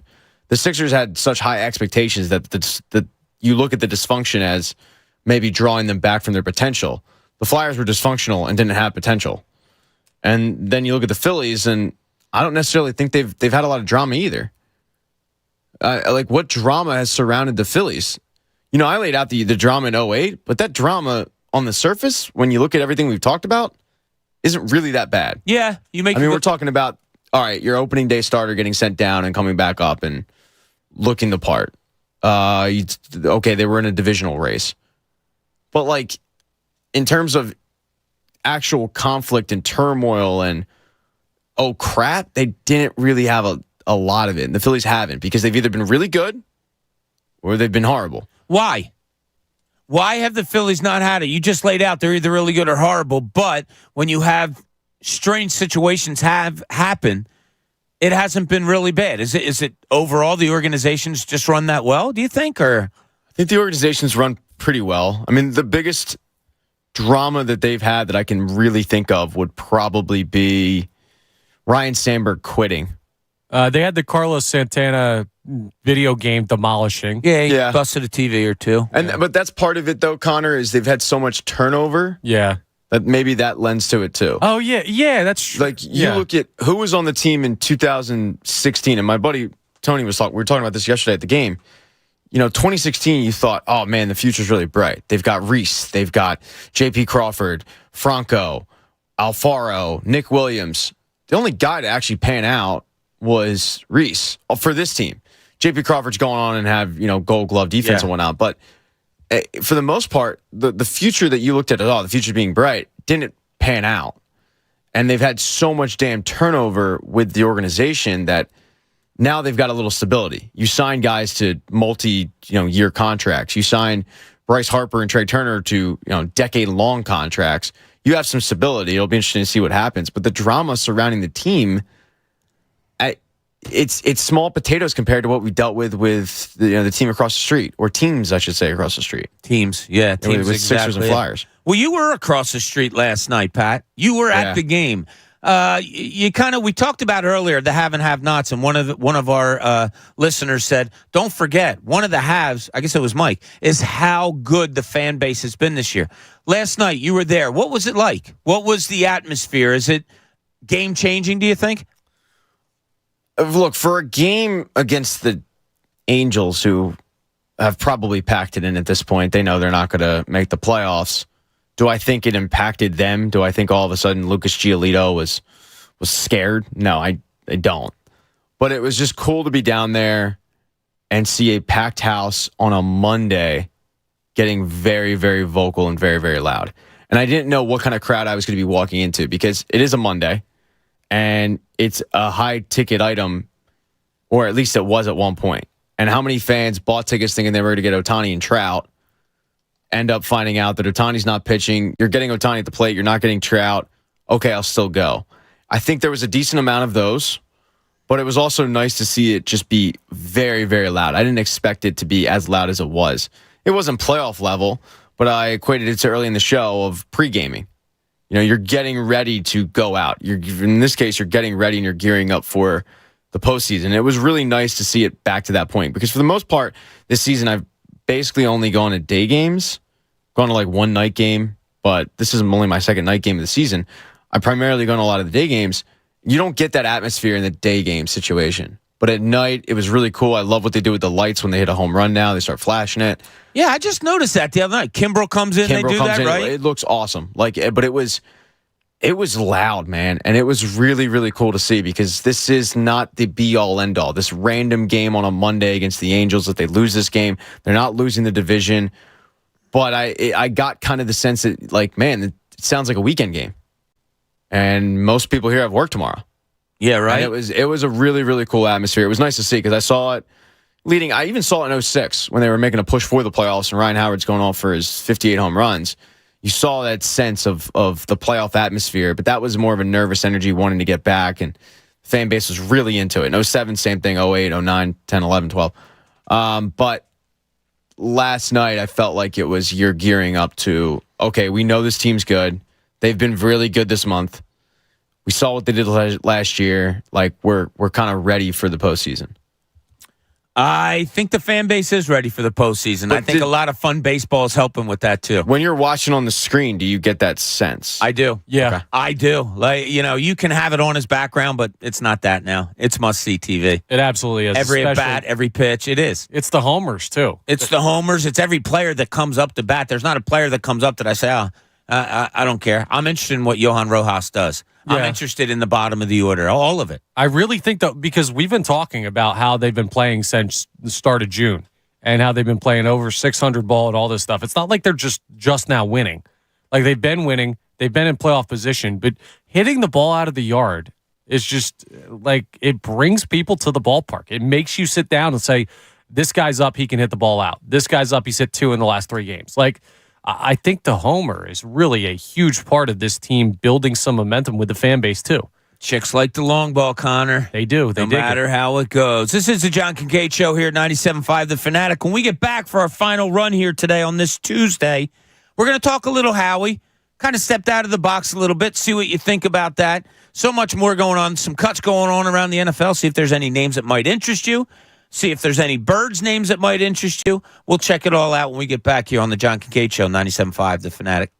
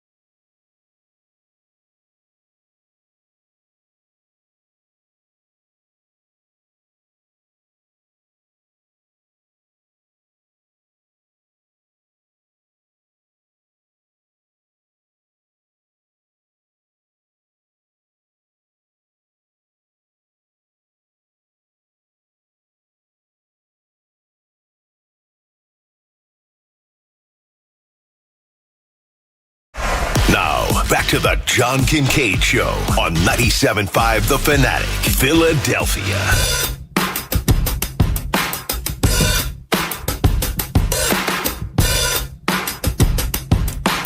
9 o'clock hour, brought to you by The Bagster. Dumpster in a bag. Get yours today at Home Depot and Lowe's. For details, go to Bagster.com. What were you reading, son? I was just reading a Twitter thread. I don't know if it's real or not, but I was just reading a little bit about like how different Japanese golf culture is, and apparently they like sit down for a 45-minute lunch in between 9 holes. So like when you get to the turn, there's no just hot dog and go. I feel like that would be very much more up Pat's alley if golf was played that way. Like, gives me an opportunity to leave is what I just heard. Yeah, but yeah, it's interesting. I was just reading up a little bit on it. What are some things in different cultures that you would like to embrace? Because I'll give you mine right off the bat, give you a chance to think. Oh, dog, the siesta. Connor, you stole mine. Jesus, that's exactly what I was going to say. Yeah, we all want to take naps. Oh, all right. Well, Let us take naps. I'll give you another one. Well, all right. Go ahead, Pat. In European countries, like they force you to take 2 months vacation. It's not just like, oh, hey, you have 2 weeks and you can go on the shore. It's like, no, it's legal. Like you have to take vacation. You have to take like time for yourself. There's that. There's 4-day work weeks. Four-day work weeks are a thing in other countries. Way more maternity leave, paternity leave. It's not just I see you're trending some way, Pat. You just don't want to work. Oh my! Like who? Yeah. Who does? You're right. Yeah.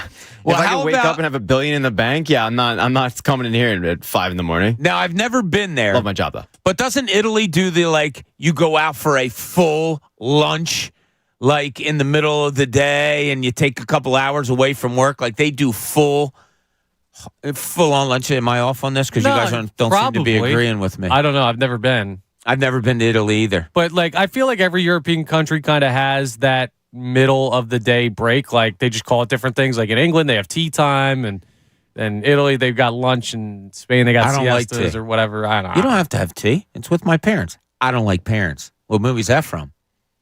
Patrick? I don't know. Again? Sorry. What do you mean again? Like I'm asking. Like I don't recognize that at all. No, it's from Greece. I wouldn't expect you guys to. Yeah, I never saw it. I have no interest. Yeah. That's okay. My kids. Well, Jenna, she really liked Greece. Topical reference. I mean, it's hot in the streets right now. It is hot in the streets. Recent release. Now. Yeah, good point. 1970 what? 8, I want to say. Yeah, I remember acting out a part from the thing with my best friend Glenn when we were like 12 years old. Coming up next, we're going to recap the Sixers' most recent finals win. Yeah, that's true. 2001. Wasn't that long ago. Finals series win. No, you didn't say series win. Oh, my God. You Finals know what I win. meant. You wanted to talk the step over. You whether know what you knew I it or meant. not. All right, so Howie Roseman does something yesterday. I wanted to get your guys' take on this. Minor, maybe it doesn't pan out. Not really sure where it's all going, but we have the evidence of what it is. So he signs cornerback Isaiah Rodgers, gets him on the team. The guy's suspended. He got caught betting on his own team. I think it was under yards, like $1,000 under yards for the opposing rusher or something like that. I always say, if you're not going to bet on yourself, who's going to? He bet on himself. He bet on his team to do something well, whatever. But NFL found out he's suspended for at least a year. Pending, I think after that year, after this season, he needs to go in front of the NFL board and plead his case for why to come back. But Howie Roseman goes and gets him. Doesn't cost him much of anything, if anything. He's going to sit out this year. He's just going to be a bystander. This is a young kid of 25 years old. This is a young kid that's labeled a really good cornerback. Made a mistake, and Howie goes and scoops it up. How do you see this playing out in any way? Is it just all right, good try. At least he gave it a try. Do you look at it like, damn, he just grabbed a guy that could replace Slay and or Bradbury? Well, he can't play both, or Bradbury once these guys are going to get out and they're in their 30s now. How did you look at it, Connor, when you saw it yesterday? Well, this is a credit to Howie for doing this, but not because of this move. This move in and of itself, I don't look at as crazy, like difficult or looking forward all that well. Here's why it's great for Howie. because he's done such a good job of building this roster over the past 3 to 4 years that they're in a position that other teams in the NFL are not in. It may not work out. And I don't know that Howie Roseman even has faith that it will, but he's like, I have the ability to take a shot because my team's so damn good compared to everybody else that it doesn't matter. Like, he has built the roster so well that you can take blind flyers on guys that are good that might be suspended forever. Interesting. Yeah, so I don't look at this move as like crazy special because they're one of a handful of teams, if even a handful, that would be capable of doing this, because any other team would be, well, you're spending money on a guy that we can't use. The Eagles can get away with it, though, because of how good Howie's been for the past 3-4 years. All right, so here's the situation. Let me just read this verbatim out of the story on this. Sources familiar with the activity of the online sportsbook account used by Rodgers told ESPN's David Purdom in June that upward of 100 bets were placed, including at least one wager on a game involving the Colts. A source told ESPN that friends of Rodgers who were in Florida encouraged him to place many of the wagers, the majority of which were in the $25 to $50 range. Legal sports betting was not available in Florida this past football season. The largest wager placed through the account was a $1,000 prop bet on the over-under on rushing yards by a Colts running back, which won. So he was betting on his own team there. And I guess the running back might just be that Jonathan Taylor, I would assume. I think it was a backup. Oh, was it really? Okay, he might have known that Taylor wasn't going to play. Maybe there was some inside info. So, Pat, you saw this move yesterday. I got to be honest, I had to look up all the information of Isaiah Rodgers and all that stuff, see how he's described as a football player, see what the penalty that I just read is. What's your thoughts on it? Love it, because they don't have a lot of depth there. It's one of the positions that you're concerned about if one of these guys ends up going down. And they lost Zach McPherson, and I don't think Zach McPherson is exactly a starter in this league. I think he's a really good special teamer, but still, he was a depth piece, and they lost him for the season. So you go out there, and this is a low-risk, high-reward move. If it doesn't pan out, all right. I mean, they didn't give him a lot of money. And if you end up having to use him, great, because it's an aging room that you got, other than Avonte Maddox, who's probably older than we think, but still, he's the youngest guy. So if you end up having to use him and he ends up working out, then you got a home run. And to me, there's really not a lot of risk here. No, there doesn't appear to be any risk at all. It's funny when you say that, you wonder, and I feel like John Kincade here, why didn't any other team do it? Because is Howie just thinking that much further ahead? I don't know. I know. Go ahead. I'll let you say what you're going to say. Well, because other teams don't have the stock with their fan base that the Eagles do. Well, do you need stock to say, well, we're taking a gamble on a young kid who's a good player that made a mistake? Do you really have to, Yeah, you need money to gamble. Some teams don't have money with their fan bases. Some teams are like, you've got this, that, and the other thing to address, and you're going out and you're getting this guy who's suspended who might never play, and we don't know what's going on at this position and that position. The Eagles are like... Well, but it didn't cost them anything.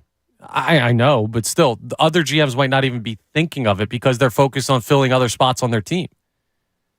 Like, Howie's not looking at who's going to be his starting quarterback or who's going to be on his offensive line or on his defense or anything. So because you're in the penthouse and not the outhouse, you can more readily think like this? Yeah, the outhouse is trying to get the electricity to turn on. The penthouse is finding the luxuries.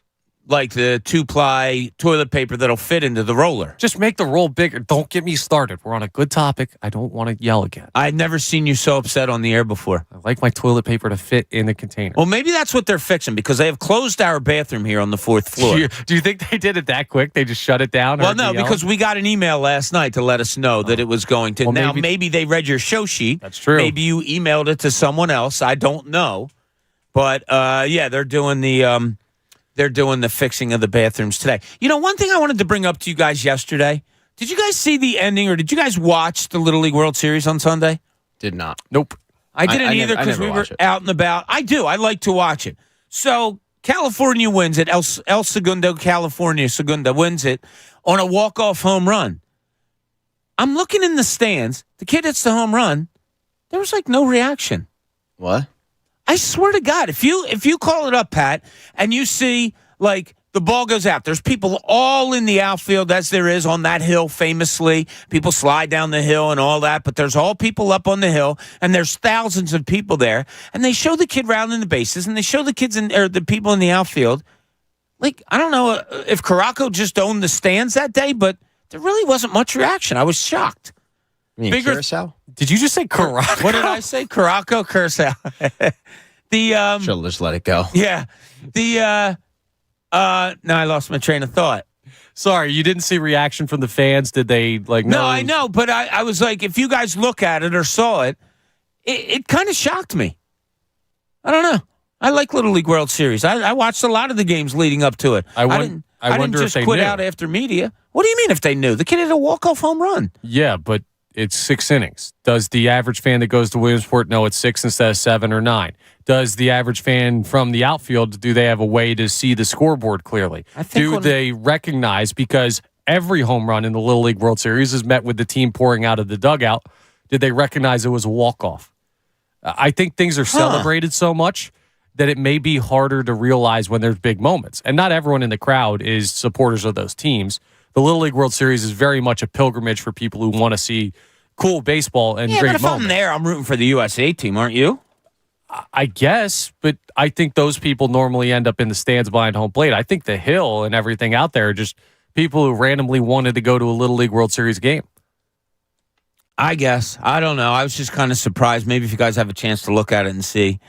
It just didn't. It's surprising. You figure there's going to be some kind of... I thought the place was going nuts, and it was kind of like, all right, game's over. Time to try to get out of Williamsport. I don't know that I'm right. But I don't know. I don't know what the I'm just throwing stuff out there as possibilities. Kids got school the next day. They got to go. That's true. They don't want it to end. They're like, why couldn't we go to extras? Now I got to go to math class. Yeah, there's that. Math class sucks. So getting back to the Eagles a little bit. Connor has an interesting question that I wanted to pose out there to kind of close out the show today. And it's not a great thought that we want to have, but it's one that Connor does. In what world? Here's Connor Thomas. Hey, it's me. Question about the Eagles, because we've kind of brought this up a little bit with the injuries thing, but I don't know that we've dove as deep into it as we possibly could. And I think we may not uncover anything. Right? We might not. This is like digging in the desert. There might be dinosaur bones down there. There might not be anything. There's stuff in the desert that I think could be dug up. Yeah, but it could just There's be a lot of things hidden in the... Be like an old boot that somebody lost that got covered by the sand. I hope there's not a human attached to it. But we could find something cool. Who knows where this ends up going? But it's a simple question. Outside of Jalen Hurts, who would be the number one worst case scenario for the Eagles to lose due to injury this year? I don't know that I have a good answer to this one. Like, I don't come into this and hear that question and immediately go to this guy. And normally I'm pretty quick to be able to answer stuff like this. This is a tough one for me. I go to the guy who, when he's been out, the record of the team is far, far worse. It's probably the best pick. Than it is when he's playing, and that's Lane Johnson. Okay. You weren't thinking of him, were you? No, that's probably the best pick because there's the clear statistics we look at. We know the record with him, but I look at him as part of a unit, right? Like, quarterback's a standalone position. He's one of 5. Yeah, wait, you took Jalen Hurts out of the conversation, right? That's what I'm saying. Like, that's why the quarterback's so much more important.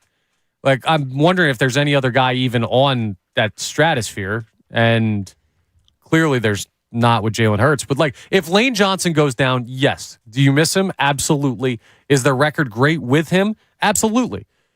But you have 4 other guys that are potentially Pro Bowl caliber to all pro caliber linemen. Like, run the ball the other way. Roll Jalen Hurts the other way. It would hurt, but how much would it hurt? That was the first answer that came to my mind. Pat, who do you have?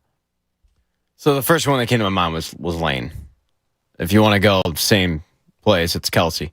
But let's get off the offensive line because, as Connor said, it's kind of the unit there. I'll go with Hassan Reddick because he can just change a game so quickly.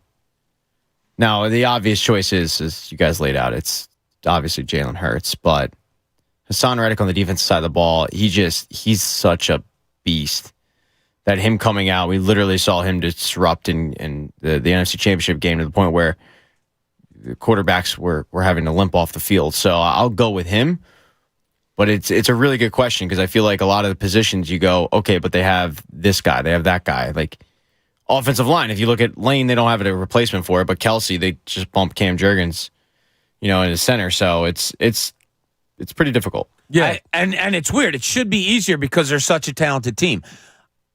If you take away one of the wide receivers, that gets you go. Well, what? we just had the conversation. Are you team Devontae or team AJ? Yeah, we'll take either way. I'm team both. You take away one of those guys, now what? Quez Watkins is your number 2, and you got to find a slot and all of that, so that gets disrupted. But you still have a guy who's potentially a number 1 in this league. Oh, no question. Yeah, and now you become just a good wide receiver core instead of a great one. Right. The linebacker or the tight end spot. We saw it last year. Goddard went out for a few games, and you got no production out of your tight ends. Now, hold on right where you're at. Because I feel like I'm talking to my dad. Because we've listed a bunch of Hold things. on, son. Yeah, really? Hang on there, Sonny. Jeez. We've discovered a little something in our digging in the desert. Really, Pat kind of brought up Reddick as an afterthought because he wanted to list Lane and Jason Kelsey, and you've gone through multiple positions all on the offensive side of the ball. We know they're thin at linebacker. We know they're thin at defensive back. I mean, I might consider Slay because if he goes down, well, what? You got Avonte Maddox moving outside. We know he hasn't been as good there. Who's your slot corner? This, that, and the other thing. But we didn't really look at defensive side of the ball much there, even though it seems to be the weaker unit. It's weird. So what does that say? Most of the holes are on defense on this team. So does that say that we care more about the offense carrying the defense this year?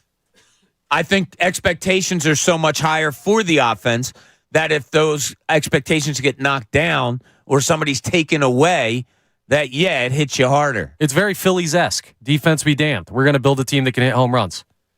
Okay, so screw the guys going down on defense possibly. I want the offense to be as powerful as possible and just outscore people. Is that the strategy for the Eagles this year where it's just like the offense is going to drag the defense where they need to go? Kind of could be. Like I said to you guys before, there's been NFL teams that have won with quarterback managers through the years. And John's favorite, Jimmy Garoppolo. Can you win with defenses that manage games for you, where offense is going to go out and score you 27, 30 points a game? Are you just looking for a defense to, all right, keep the ball in front of you? Nothing crazy. We'll get sacks here and there. We'll force punts and all, but... Because last year, that's not what they were. No, it's not. They were a super impactful defense with turnovers. They were a super impactful defense with sacks. And, I don't know if you guys remember, I hate to bring it up, but they didn't win it all last year.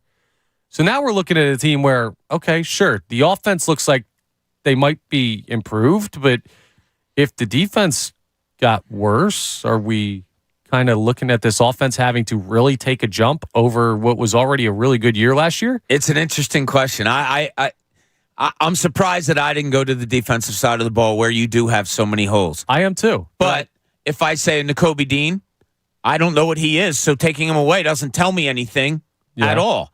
I would have definitive answers if the other people that we mentioned were out, and we would know why, right? And this is why it turned into an interesting question. Like, you could have gone defensive side of the ball, and we could have had a clear, good answer and just said, okay, we'll move on with the conversation. But this, to me, it's interesting that the defense wasn't the focus, and now we got to kind of do the psychology of why that would be, Yeah. There's so many...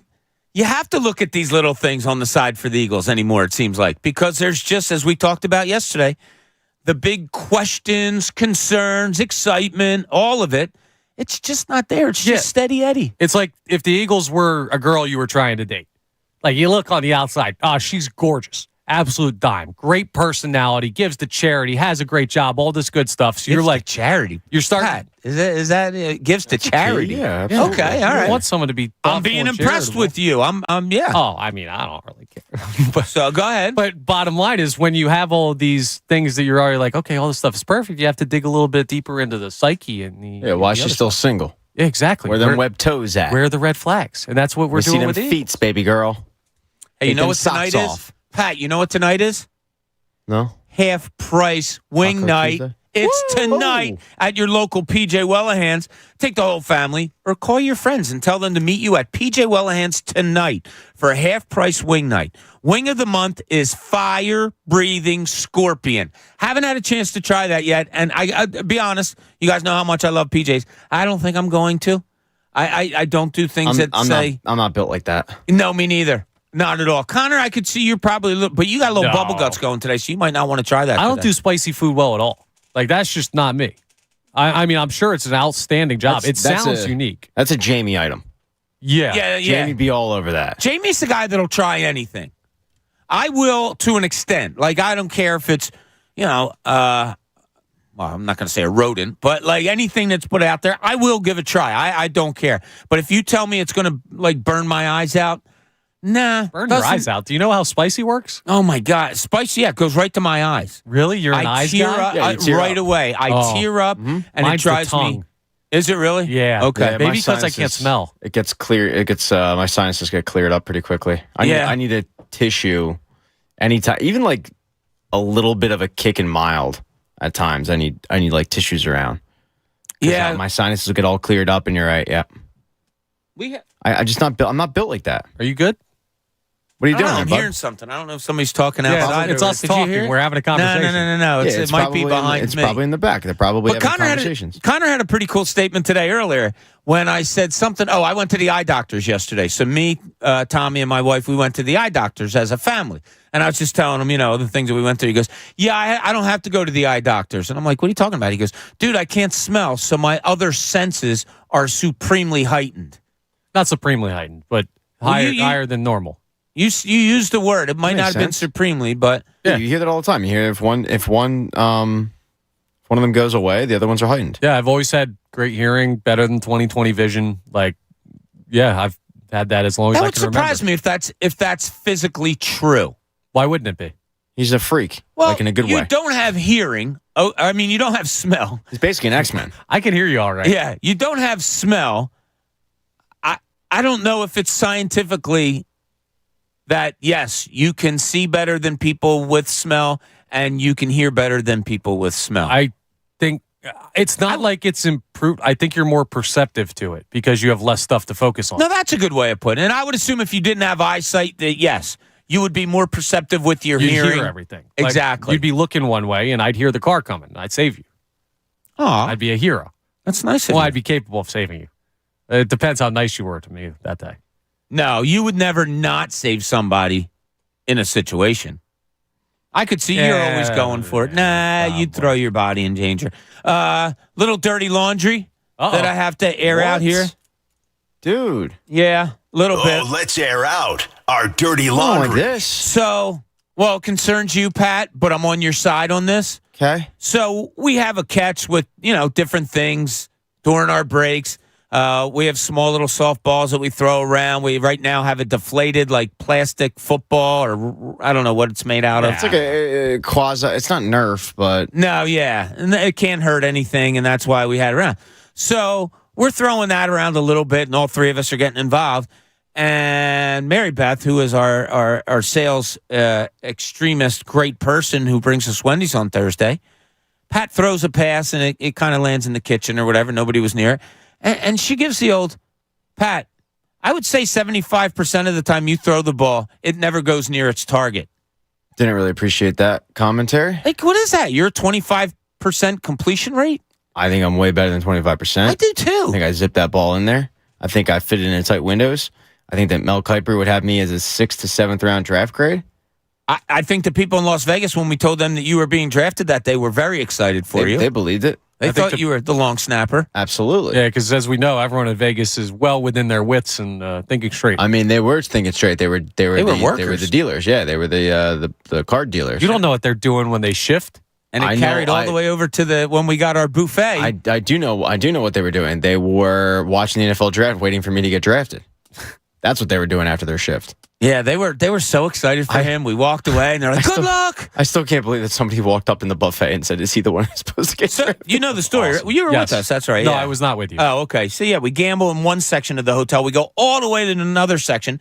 At the gambling section, we told people who's going to get drafted. We go to the buffet, which is on the other side, and somebody comes up to him when we're leaving and says, "Good luck tomorrow." So everybody must have been talking about it. I mean, I'm 5'3".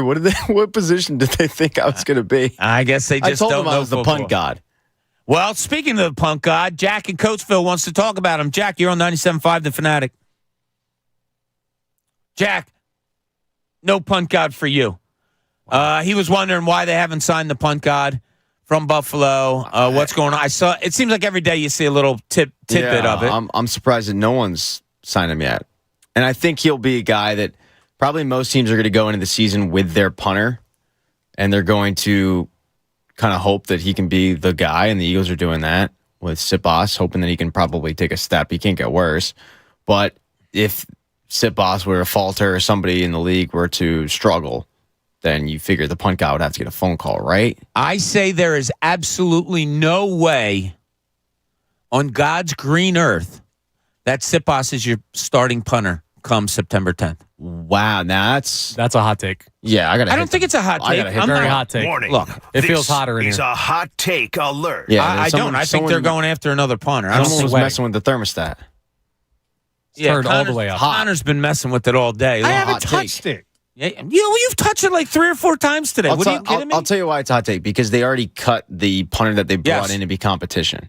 Yeah, he stunk too. It would be it's like you guys are the top 40 punters in the world. I find that hard to believe. All right, I will bet you each $1 that he is not the punter come opening day. I'll bet you $3. I don't want to bet $3. I don't have that much money. I'll bet you $4. I want to bet $1 and $1 only. You can't make a claim like that and now put high-end money on it. Hang on real quick. I'm going to bring up something and see if you still want to make this bet. Because I saw this tweet yesterday from somebody. I forget who it was from.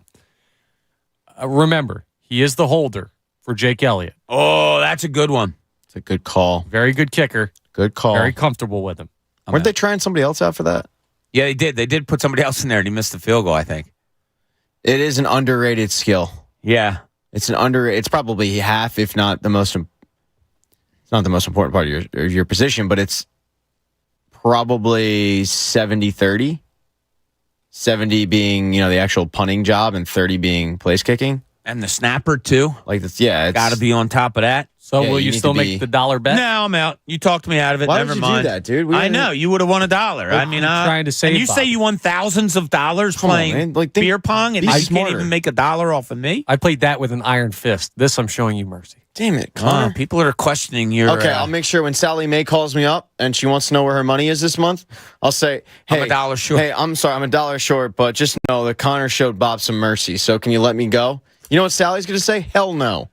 Well, Bob appreciates that, Connor, for you showing me mercy. Thank you very much. I appreciate it. Hope you all enjoyed the show today. You got Anthony Gargano coming up next. Also, tomorrow, it's going to be Pat, Connor, and who else you got tomorrow? Dickie Dunn. Dickie Dunn. Ray Dunn is going to be in the house because I am on vacation for the rest of the week. So I hope everybody has a wonderful Labor Day. I will see you back here on Tuesday. Sorry about that, Pat. I love you. Love you all out there. Can't wait to talk to you.